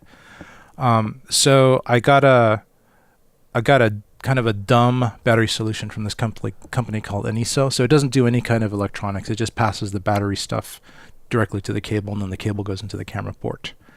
And that solution, that 14.4 volt solution, worked really well. It was really reliable. It lasted a long time. And I said, okay, well, I've got my solution. And on top of it, the batteries themselves always have a battery, like a button you can push, and then there's a level meter when you push it. So you can kind of quickly check if your battery's going to go or how low it is, just on the battery itself. So that's kind of nice. It's like a little safety feature to see how you're doing. And then I think the LED on these Aniso sleds actually have a little LED that starts glowing red when it thinks the voltage is going low as well. So that's kind of like a double check. So I was saying, okay, this is a pretty good solution. The only issue is it's kind of largish. This battery tends to be kind of larger and heavier, and so it just made everything a little bit larger and heavier than the Sony solution. Not a ton, but just a bit. So then I was going on these Facebook pages, and some guy who's, some of these guys are really nice and other guys are just have no manners, but because they know they're right, I guess. And so so there's this one guy that said, I use this solution, and I wrote back, well, I used something similar, and I would get the camera turning off. He said, "No, this solution works," and he sent me a link to it on eBay. And it was another Aniso type sled, but instead of it being just a straight like BPU type battery, which is a 14 volt, it was actually using the Sony NP battery, which is the Sony L battery. They kind of have two different names, but it's the same thing. Sony L battery, 8.4 volt. It had a regulator in it that turned it into 12 volts, and then that was spitting out to the power port on the Blackmagic. So I got one of those. They're like $30. And it had a ton of, and I had a ton of these NPF batteries. So I made this rig using the back to the NPF battery. And lo and behold, it actually worked really reliably. So whatever regulator they had in that Aniso version was better than the one on the small rig. So I started using that, and I actually used it for a couple of gigs, a couple of shoots, just that solution. Yeah, I didn't really I kind of had the still in process prototype version. I had this really long wire. I didn't trim the wires really short, so I had these really long wires from the Aniso as well as from the cable that I bought for the Blackmagic. It's kind of like 2 feet of extra wire that I just kind of had coiled up, and then these crimp-on connections that look really ugly, Yeah. So it looks a little bit jury-rigged, but it was more of like a test before I start kind of getting everything tightly to look really good cosmetically. So I kind of did that, and then I mounted this thing on my camera to get it to work. Mounted it to a small rig cage on the Blackmagic, and mounted it to the left side, so it's not too big. And then I was able to mount a handle on the left side of that. So I have a fairly largish Blackmagic rig, but it's pretty reliable as far as power goes. One thing that was really cool, that's really cool just in general about Blackmagic, I guess it's a plus of the battery system, is a power system, like one plus out of many minuses. Is right. That sounds exactly like it. Yes. Is that if for some reason the battery goes dead on your external port, like if the port just goes dead for whatever reason, like you unplug it or whatever, the internal battery that's inside the camera will start taking over. So, and this actually happened. I was actually shocked because I didn't want it to happen. But when I was actually recording this important thing, I noticed, hey, my light that was on my Aniso battery sled is now completely unlit. What's going on? And it turned out that the battery had gone dead. The Sony big battery had gone dead. But I noticed, and I looked at the Blackmagic screen, it was actually now using the internal battery. So the screen indicates whether it's AC powered, which is the external source, or internal. And it had gone from the AC icon to the percentage icon, which means the battery is being used. So that was actually really cool. So then at the first opportunity, I said, could we just stop recording for a second? I need to change batteries. So I stopped the Blackmagic. It didn't lose the file because I was still recording. I turned off the Blackmagic just for safety. I probably didn't need to. I probably could have just swapped the external battery just while it was all on, right? And it was still use the internal battery. And then I put a new battery. It worked great, and I recorded for another couple hours. So these batteries go for a couple hours straight. So that's pretty useful, rather than maybe 30 minutes. But that's pretty. It's pretty inconvenient, though, isn't it? I mean, this is really, and this kind of gets us slightly off subject. But what's funny is that we've recorded a little bit about the Blackmagic camera, cinema camera 4K. Over the last couple of weeks or so in different segments, ladies and gentlemen, that's how we actually do it. We record certain segments when our time permits. Yes. And what's really great, Keith, is that if anyone can tell on this particular episode that every time you talk about the Blackmagic Cinema Camera 4K is like this really great, I just love it. And now it's like, yeah, it's pretty good still. And it's like, who knows, maybe by our next episode, maybe, you know what? I just got a Polaroid now, and I'm going to use that or whatever. I mean, this is, I think as you are trying this, it seems to be, I guess if it weren't for the great image that it produces, which is pretty consistent, this probably would be something you would have thrown in the garbage a long time ago. At least that's how I feel. I think you would have thrown it away a long time ago. Yeah, it's a combination of the good image and the good codec. Yes. That's the thing that still makes me want to keep it, because out of all the cameras I have, except for the Blackmagic Ursa Mini, which is gigantic and I don't want to use it if I don't have to. Yeah. It's got those two great things, you know. It's got the image quality, which is I think really good. It's got good dynamic range. Maybe not as good as it's probably not as good as the C200. It's probably a couple stops below it, but for most uses that's okay. It's got a great codec. It's going to have an even better codec when it has the Blackmagic RAW built in. You know, there's really, like, in a way, it's the codec. I feel like codec capabilities are better than the C200 because it can record ProRes. Right. And ProRes 10-bit is pretty darn good. It's pretty gradable and it's pretty versatile. I mean, it's been used for movies and things like that for years. And if I want to record RAW with it, I can do that on the C200s. But I guess in a way, when you start adding and glomming and adding all these extra things to make it actually work, it starts not becoming like a pocket smaller camera anymore. It starts becoming kind of big and inconvenient. Yeah. So there's basically, I think there's two modes that I'm gonna use it for. One is this kind of set piece, and I think it works really well for that, where it's just in a kind of studio-ish situation, like interviews, things like that, where I set it as the wide camera or just as an extra camera with a different angle. And because I'm recording ProRes, so that I can just take these files, I don't have to transcode them. They work pretty efficiently on my computer, and then I have a couple other better cameras going. You know, like in this last, I did one shoot where I was recording two people at once, which is really challenging always, because you have to get the lighting good on both people. They both have to be in focus, and then sometimes you have to cut to a wide shot that shows both of them. But most of the time, you're cropped in on one or the other. And so I used my two C200s, and then I had on either side aimed at the two different people, and then I had my Blackmagic Pocket camera in the middle on a wide, and that was actually a pretty efficient situation. And the Pocket camera wasn't taking up too much space, and it didn't require too much maintenance. It was kind of like set and forget. Mm-hmm. And I had a 1 terabyte drive in there, and that lasts for like 2.5-3 hours. That 1 terabyte that's pretty drive. good. Yeah, with ProRes. Yeah. So I got a lot of recording time there. I actually had my C200s not on their RAW format. I had them on the MP4 format, which is actually really good. The MP4 format in control conditions, I think, it rivals the quality of the RAW. It's actually quite good. It's just when you're in less controlled conditions, if you need to grade a lot, like you've got lots of highlights and lots of shadows, and you really need to maximize the dynamic range and then correct it in post, it might be good for like a run and gun situation where you just a little out of control. You don't have control. But in this situation, it's really good. And I had my two C200s on autofocus mode for face tracking.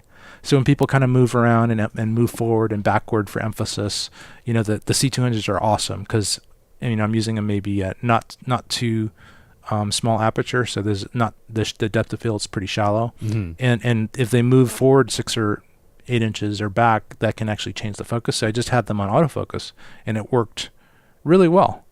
And that was kind of a perfect situation for the Blackmagic with this battery pack. And the focusing went relatively smoothly. It didn't hunt or anything like that. It went pretty well. The C200s are pretty reliable. They're really awesome with the autofocus. That's good. Yeah. I think there might be some situations where they go out of focus, but you can kind of set up the parameters where if it starts not knowing what to do, then it just doesn't do anything. So it doesn't always get too out of focus. It's not going to just suddenly lock onto the background because it can't find a face or something like this. It'll just kind of stay where it was going, I don't know. I'm just going to not move. Yeah. And then once it does find a face, then it starts focusing again. So it doesn't ever get too far out. If you have different modes, it can start focusing on anything, and that starts getting weird. Mm-hmm. But anyway, yeah, I love the C200s for that. So yeah, so I still like the 4K, so it's great for this situation. And I'll give you another situation, and this is kind of a good segue to another thing I got recently, which I was waiting for like 2 months, which is I ordered like in November, and I got it, 3 weeks ago. Whoa. Maybe.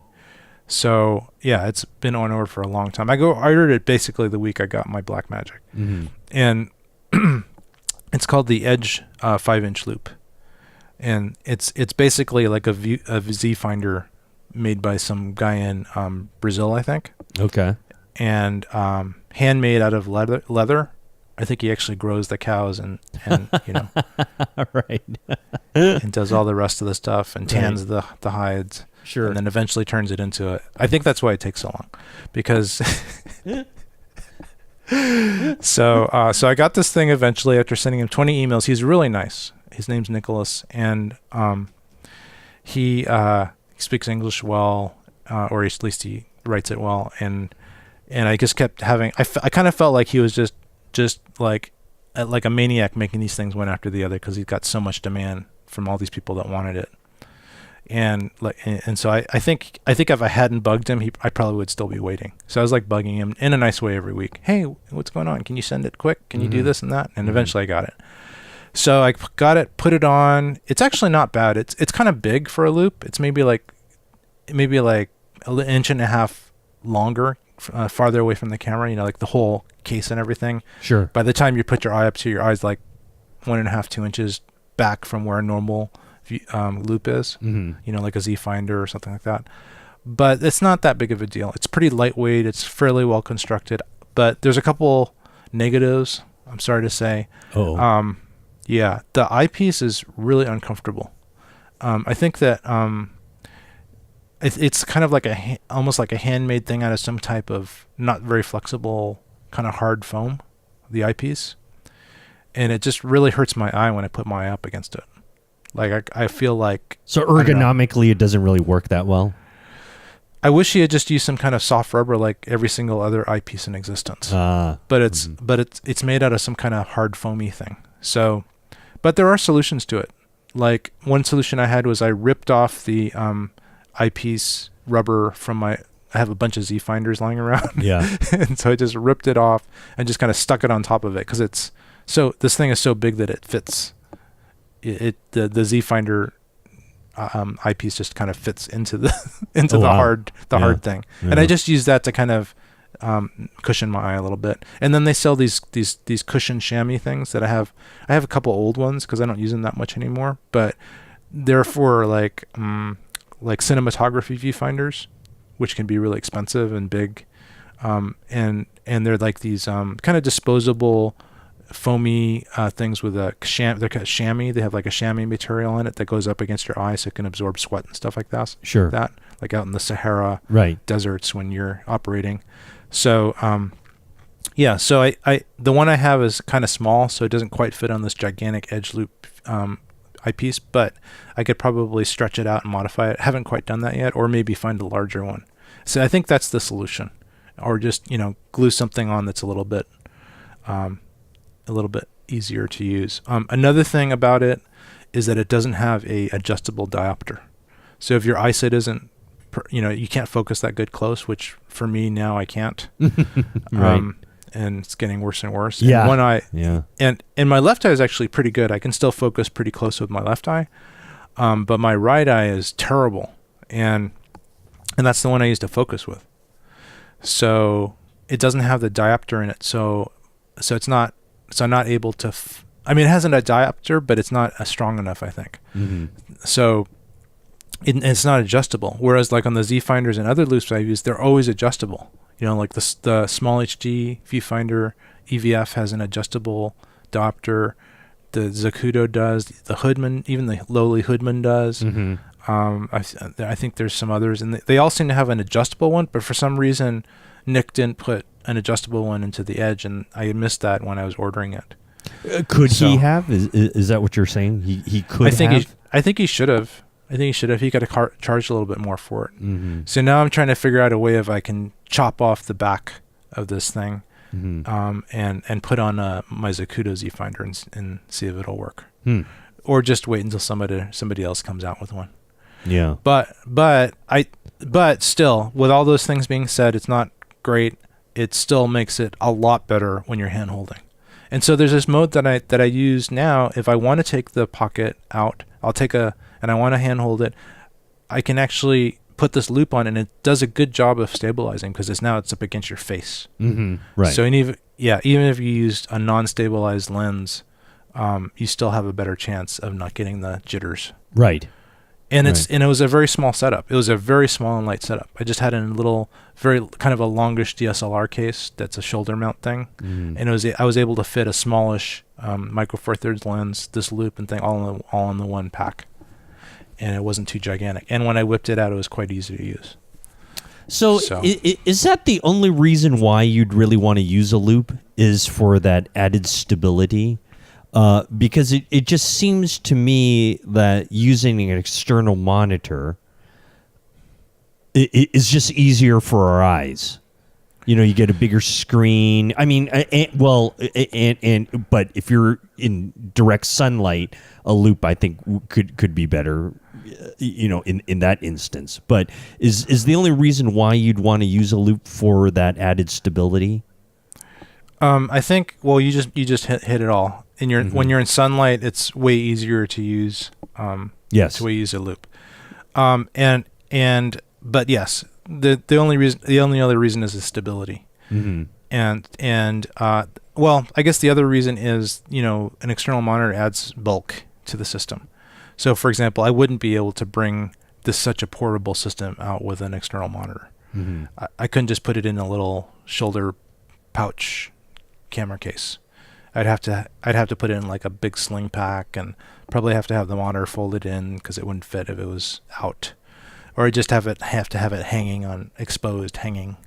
to my side, something like that. So there's some kind of drawbacks to having a monitor in a very portable handheld situation. If you want to, and if you want to do like a run and gun thing and be kind of nondescript and seem like you're a photographer, even though now you have this honking big loop on the back, you can still pass it off more than if you start having these external monitors and things hanging off your Blackmagic. Well, that's very true.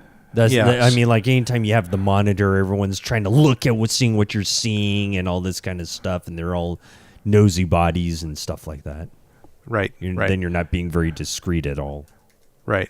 And I have this small HG 502, which has a monitor and has a loop on it. And I kind of use that a little bit, and I'm still trying to figure out if it's actually useful, because it starts making the thing kind of big again, and then moving it around, changing it from the monitor mode to the loop mode, it requires some extra hardware that doesn't.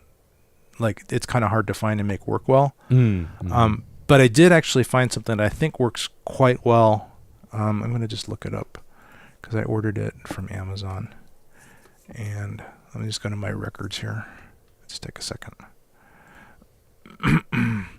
I would actually recommend it for you too if you use any kind of external monitor. It's actually one of the coolest kind of tilt and pan and it's kind of like a ball head type thing, but better.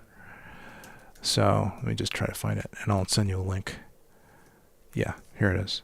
It's the small rig articulating magic arm with double ball head NATO clamps. And let me just send you a link to that so you can kind of look at it with me.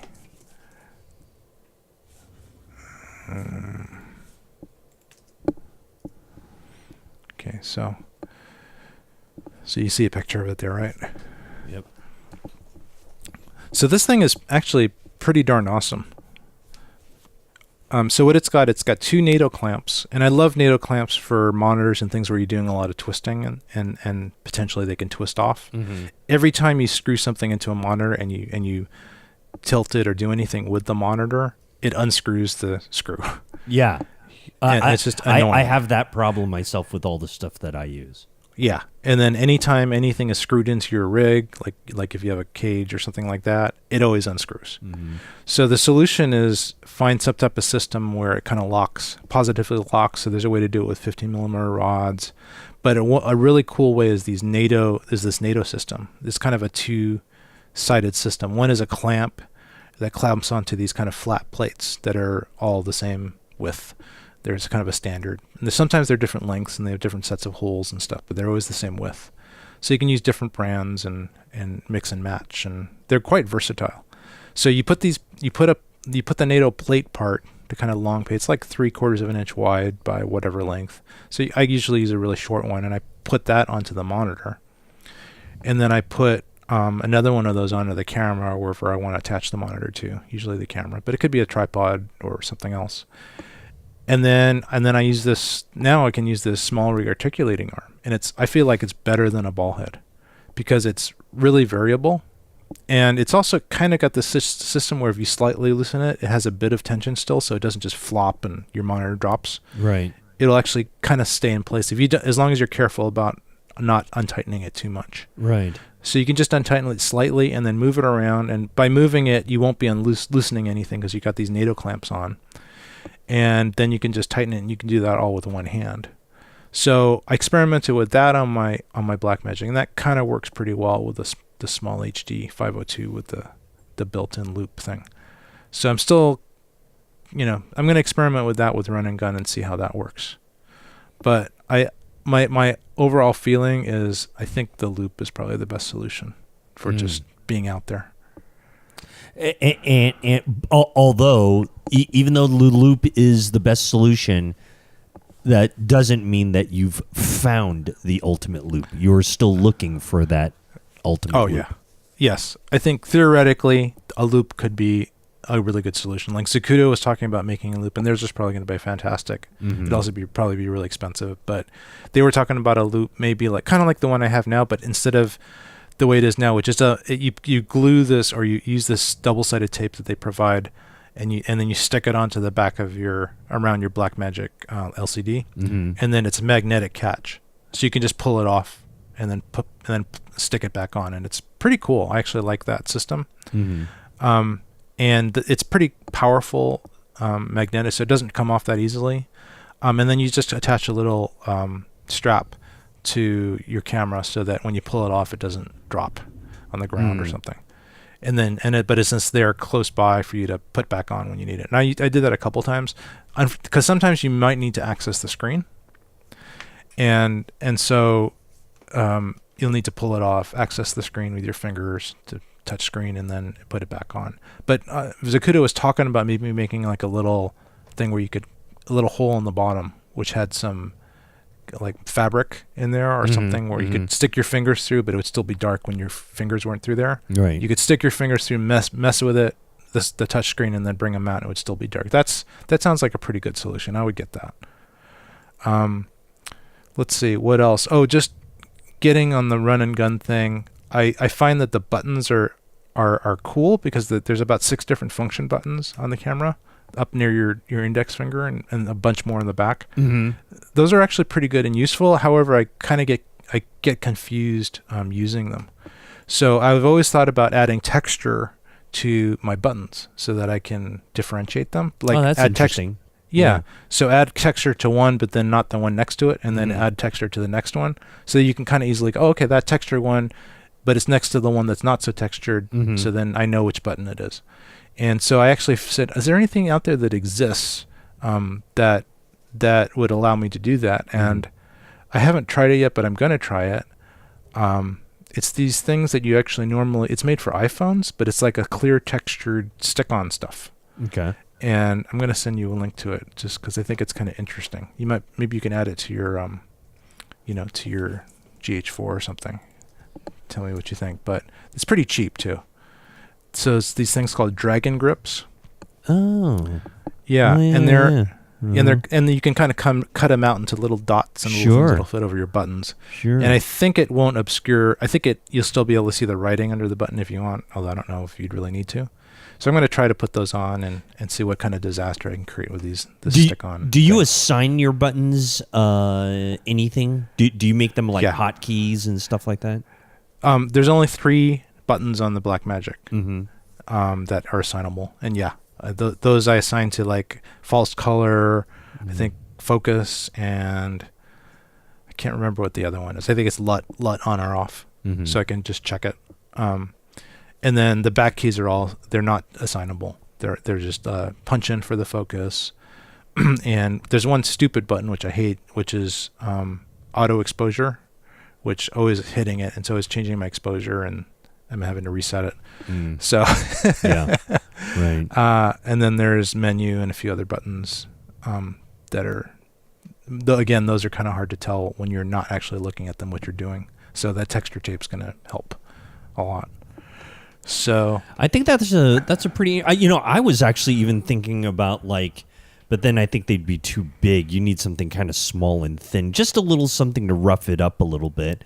But I was even thinking like little felt, little bits of felt that you could just glue onto the button or something like that.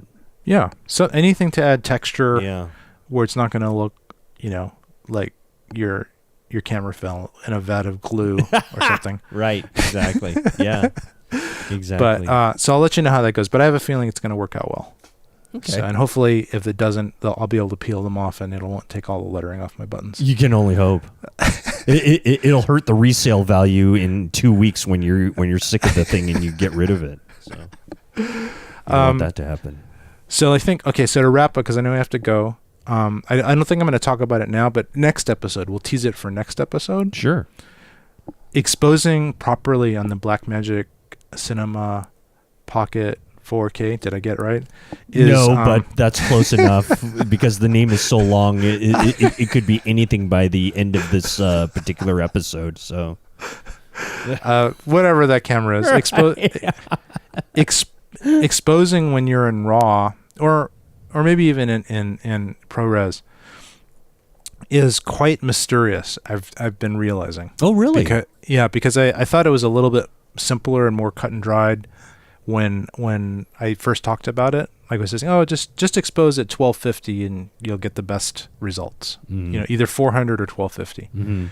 But what that really does is that gives you the best noise results, but it actually then reduces your highlight capability.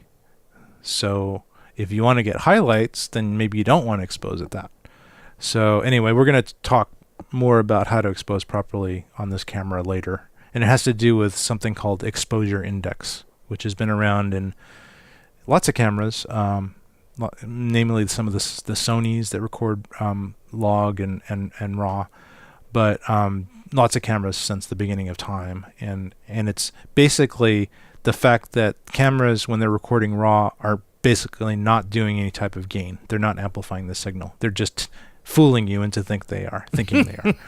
And then you have to, if you want to use them properly, you have to figure out what's going on so you can actually figure out how it's fooling you.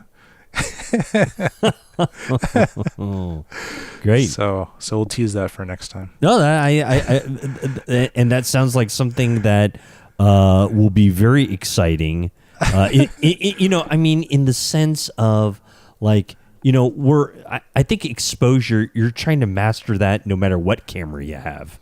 And yes. So it'll be a good listen. Good. Okay. We will look forward to that. Well, Keith, we're going to wrap things up here, but before...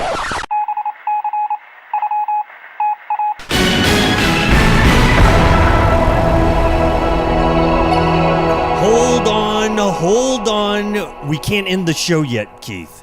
I'm sorry to say this, because this is all right. This is really fantastic. We just spent what's probably the last 2 hours or so of this episode talking, of course, about the Blackmagic Pocket Cinema Camera 4K, and it has just been released some new and improved updates. I think, Keith, this is what is reported now as 6.1 update. Okay, yes. This is the 6.1 update, and there are some major updates in this firmware here. And I think as professional journalists, as people who have formerly worked at 60 Minutes like you and I have, we need to report this to the worldwide tech move universe.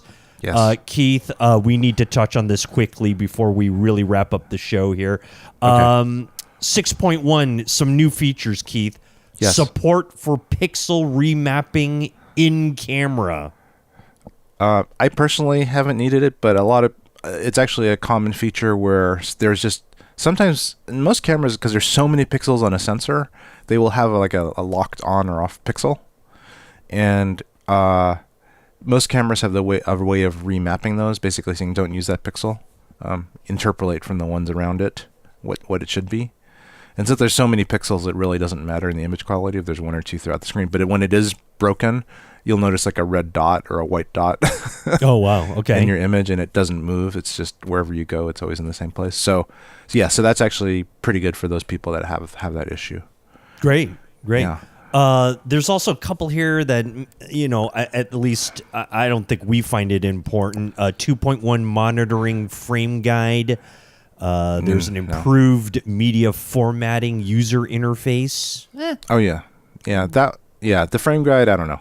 I wouldn't use it. Frame guide, maybe not, but maybe the media formatting user interface, maybe that's helpful. I think it basically allows you to go through a few different button clicks before you actually format the drives. So I guess for those that just kind of blindly hit format, button click, click, it makes a few more button clicks. So if you're in auto mode, you'll just have to, it'll take you more time to incorrectly format all your data. Right, so you don't accidentally just wipe everything out. Yes. Like I like to do so often.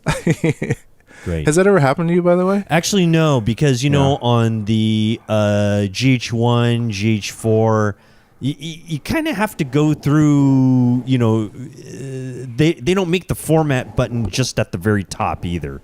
So even if you're pressing stuff and just repeatedly pressing things, it's kind of hard to get to that format thing. Yeah. And then actually say, yes, I want to format. You know what I mean? Right. Yeah, I think maybe with the Blackmagic it was a little bit too easy, but I don't know. For me, it's just an extra button click and more time. Seconds lost from my life. Either that, or now it's buried so far you'll never be able to reformat anything now. Just throw out the card. Exactly, throw out the card. Improved audio monitoring latency performance. That sounds pretty good. Yeah, that's if you have a headphone plugged in. I think there was a couple frame delay, which is actually noticeable when you're listening, because audio, you're just so sensitive to audio and visual latencies. So I think that's important for those that do monitor off that camera. For me, probably not as much, since it's mostly a B camera, but if I was using it for an A camera and had the headphones plugged in and had some audio going in, important. Because you're still using external audio recording, are you not? Well, I usually just use it for the scratch audio. That's right. Yeah, I just use the built-in mics and I don't really monitor off the camera. I don't listen to it as I'm recording. I just note that the meters are going. In fact, I think for the last few shoots that I've used it, I've just made sure that the meters are going when I tap the mics on the camera. I don't even plug it in. I guess I probably should, but since it's just scratch audio, right? It's as long as it's just doing some kind of signal, even if it's got buzz or other bad stuff in it, I don't really care too much. So good. But if I were it was an A camera and I had a mic on it, definitely important. Well, here's one that I know everybody who's going to have the 4K camera out there is going to be very interested in. It is improved autofocus performance. Yeah. Well, that's the jury's good. out on that one, right? I mean, yeah, it's still not, as far as I know. I've read a few. I honestly have not updated my camera because this just came out yesterday. But I think it's still just the touch, the one shot focus. So it's not going to be continuous. So it's not going to do any tracking, or even if you have the spot in the middle set or whatever spot, it's not going to continually track. But it might be more accurate. So could be a good thing. We'll see. I'll have to test it. How about this? Improved signal to noise ratio performance of camera's internal microphone. Oh yeah, that actually is probably good. Although the internal microphone was not bad. It was not bad at all. I think maybe I'm not sure if they have that as a misnomer or not, because the recording levels have been pretty good. But I think for the 3.5 millimeter jack, when you're plugging an external mic, but not the XLR, it's just the, the Rode video mic or something like that. I think it was just recording at too low of a level. So I think they bumped that up. Or maybe that's another one. Anyway, that's a good thing, but I haven't noticed it to be an issue because I don't really use the internal mics for anything important. So, but if they did it, that's great.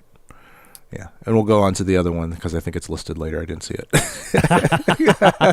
Well, and another one that's really important here, because I know that I think we talked about it in this podcast. A lot. You obviously you might have just wasted all your money on all those new batteries you just bought, because there's supposed to be improved power efficiency and improved battery life. Yeah. Well, I probably we'll find out. We'll see. We'll find out. But I have heard a couple reports of people that maybe were getting like 30, 40 minutes, getting like an hour or more.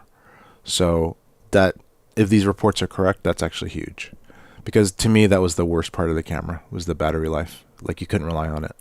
So that's good, and I don't mind. I mean, I returned my BPU sled and batteries. No, I didn't return the sled, but I returned the batteries, the extra batteries I got. The BPUs are the 14-volt batteries, because I didn't really need it, because I don't need too many of those batteries, but because I already have some for my Sony stuff. But so I returned $150 worth of stuff already. Yeah. But this is but I don't mind for long shoots. Still, you don't want to rely on the internal battery for like a long interview or something like that. You still want to have external sources. So I don't think it's a complete waste of my money. Yeah. But I think it's a great update because that really was like I didn't trust this camera at all when I was shooting. Right. Like I felt like too much of my attention was spent worrying about the battery. So now maybe I won't have to worry about that, and I can just be a little bit calmer about using the internal battery. Well, we'll find out. Yeah, we will find out. That's the huge one. Yeah, that's the huge one. That's big. Improved 3.5 millimeter audio input selection interface. Now, upon reading that, I kind of don't really understand what that means, because, like, to me, it when you read it just right off the bat, it sounds as if they included a 3.5 millimeter audio input, but it's about the selection interface. So, yeah. You want to explain that one to me? Well, honestly, I don't know exactly what it means, but I'm assuming that the interface for selecting the jack was terrible or was confusing. So I guess they made it clearer. So so if you have a 3.5 jack plugged in, maybe it's easier to select it now. Maybe before you had to go through a rigmarole to get it selected. But once there is a input source in the jack, does it not already default to that jack, or is that not something that somebody wants to have happen? Well, I wish I had the camera in front of me with the old and the new updates to talk about it. Right. But nobody seems to know what that means that's out there. So I will have to research that and report back how awesome it is. I'm sure it's nothing but awesome. Well, along that lines, there is now improved AV sync performance. So I have no idea what that means. I know, me neither. But anyways, but it sounds good. Apparently, also in the 6.1 firmware update, there are a bunch of fixes that also occurred. Where the time and date is not updated on the camera when connected to the Blackmagic camera setup utility. So apparently they've corrected that. That's good. Here's where the 3.5 millimeter audio input level is 6 dB lower than expected. This is actually a good one. This is a big improvement. That sounds like a lot of dB loss. Oh yeah, that's huge. That's like 4 times the level or something. It's a lot, or 2 times the level. It's quite a bit. So yeah, so you'd notice that, and I think it was responsible for noisy recordings. So that's a good update. I honestly haven't used that jack on mine. I mean, I think I plugged it in once just to see if it worked. But yeah, for those that use that jack with like a Video Mic Pro or other small mics, I think it's huge. And here's one that I'm particularly interested in. It's going to, I guess, improve the autofocusing with the Lumix 20 millimeter f1.7 lens. That's cool. I didn't know there was a problem, but yeah, I think I have that, so I'll have to try that out with my 20 millimeter. Maybe you never noticed there was a problem with it, though. I haven't. I've only used a few autofocus lenses, and since the autofocus is wasn't very good. I didn't really care, but maybe it's better now, so I'll care. Maybe you'll actually use it once or twice. Ever. Yeah, maybe. It also improves on where some USB-C external SSDs were not detected when connected before cameras powered up. So that sounds like something that would be good for you. That is awesome, although I personally have not experienced that, but a lot of people have. Like, they would have their SSDs plugged in and it just wouldn't show up. So I guess the solution was to unplug them, plug them back in, power off, power on. Ooh, like a hard reboot type of thing, huh? Yeah, and just to get it to detect. So I guess now that's more reliable. I personally never experienced that. I always found the SSD to be super reliable in how it detected it. Maybe I experienced it once, but it wasn't like all the time. It just maybe once. So that's good though. Don't have to worry about it. Here they are, Keith. Here's the big ones. Where some batteries might shut off earlier than expected, and where the low battery indicator is not displayed appropriately. That's good. Those are good. I'm going to lump those together. They're bullet pointed, as separates, but I'm going to lump them all together because I know that was something that we talked about earlier in today's episode. So yes, those are both huge. It's going to help me and make me less mad at the camera, and it'll help my clients that are relying on me to actually record them and not have it erased with the by camera on, not off. Not lose all their data in the middle of their shoot. When you do this update, I'll be very interested to see what how your battery indicator actually has improved, or if it has. Yes, it'll be fun for the next episode to talk about how none of this is actually improved. Right, exactly. That'll be or great. Whatever. Right, but I'm hoping it's all much better. So that's great. So, and then as far as another fix here, it's supposedly fixed that the camera not being detected by host computer when connected to certain USB ports. Yes. Have you experienced that? I think it wasn't compatible with like the USB 3 on computers, which is weird. All USB 3s? I think so. And then so this, I think the workaround. Now this is for updating. So I've never updated the camera, but you have to update it through the computer. So you can't actually update. You can't. Doesn't it have Wi-Fi on it? Can't you update it through there? It has Bluetooth, but I don't think you can. Okay. So, I think the only way to update it, the firmware, is through a computer. And I think it's like a catch-22. Like, you can't do the update to get this feature because your computer can't connect. So those people are just left in the dark, and they won't ever be able to update. No, you have to do a workaround, like plug it into a hub, and then it'll work into your computer. Something like that. Wow. So, yeah, I guess I'll find out if I could just plug this thing directly into the into the Blackmagic or not. And if not, then I'll have to put a hub in between. Well, hopefully this fixes it. Hopefully this fixes. Well, it'll fix it after I update it. But before I update it, it won't. Right. So I'll have to do the workaround. Exactly. If it affects me. Yeah. And then finally, there's an updated dynamic range and ISO chart in the user manual. Yes. Yes. And it's funny because I looked at it and actually analyzed what the difference was. So it's interesting because what all they did, they didn't change the dynamic range of the chart. All they did was they changed how many stops above and below you had. So the original chart the faulty chart in the original manual had more highlight range above middle gray, and then less shadow range below middle gray. Mm-hmm. And all they did was they just bumped it down like 1.5 stops or 1 point something stops, 1.7 stops or something weird. But they basically just moved all those bars down lower so that there's more shadow dynamic range and there's less highlight range. So that's what I think people were getting weird results. Like their results on being blown out didn't match the Blackmagic chart. And then Blackmagic went, oh, we made a goof. And so they updated it. So. Oh, wow. Yeah. So I guess it's kind of important if you're using their chart because everybody was talking about their chart for a while. But anyway, they fixed it, so and then we're going to talk about this probably next episode about exposing with the camera.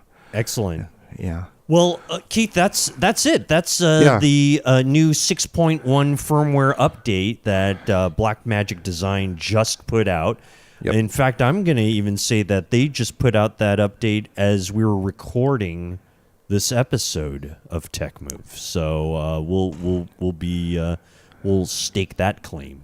Yes. This is probably one of the first podcasts in the universe to break this news. And exciting news it is, ladies and gentlemen. Blackmagic Pocket Cinema Camera 4K has its first update, ladies and gentlemen. So, yes. And it's a big one. I think, according to all the headlines out there, the big ones are, of course, the pixel remapping and the battery life. So, and of course the autofocus. So, that's those are big things. We'll see how it goes. And so, Keith, I implore you, for the good of this show, to install this update onto your camera. Yes. At least one of them. Yes. It'd be good if you just did one and then left the other one alone and see how crappy the other one is, or how it was better before, and then revert back to it or something. That'll be interesting. Yeah. I think some people that did the update, like they couldn't use their camera after it or something. So almost like bricked it, right? Almost bricked it. Yeah, but I think that's rare. I think most people are pretty happy with it. So. Do you think you're going to do it pretty soon? Yeah, I was going to try to do it before this recording. I just ran out of time, but yeah, I'm going to do it like today. Good. So but I'll just do it with one camera. Well, and you know what? That'll just mean more fun and hilarity for the next episode of Tech Move. So yes. Excellent. Okay, well, you know what, folks? We're really going to end this episode now because I'm exhausted. Keith is exhausted.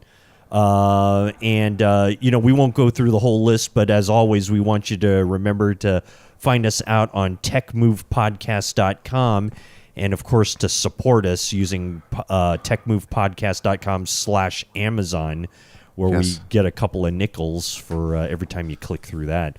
And Go ahead. No, you go. Just in general, just go to the website, which is techmovepodcast.com, for all updates, information, and how to get links to all our different ways to get a hold of us and sponsor us and give us money and get information and stuff like that. One thing I do also want to implore our listening audience is to give us a review on iTunes, because iTunes likes that. So give us a review. Of course, the higher the better, and that would be actually. Yeah, I think just there's only one choice: 5 stars. That's really all there should be. Yeah, if you don't like it, don't even bother. Right. Then go listen to NPR or something. Anyway, Keith, thank you very much for spending this little bit of extra time with us. Greatly appreciated. It's great that you'll be our guinea pig once again. So, but anyway, for the great Keith Moreau, I have been Rod Louie, and you have been listening to Tech Move. And we want to thank you very much, and we'll see you on the next episode. Thank you very much, everyone.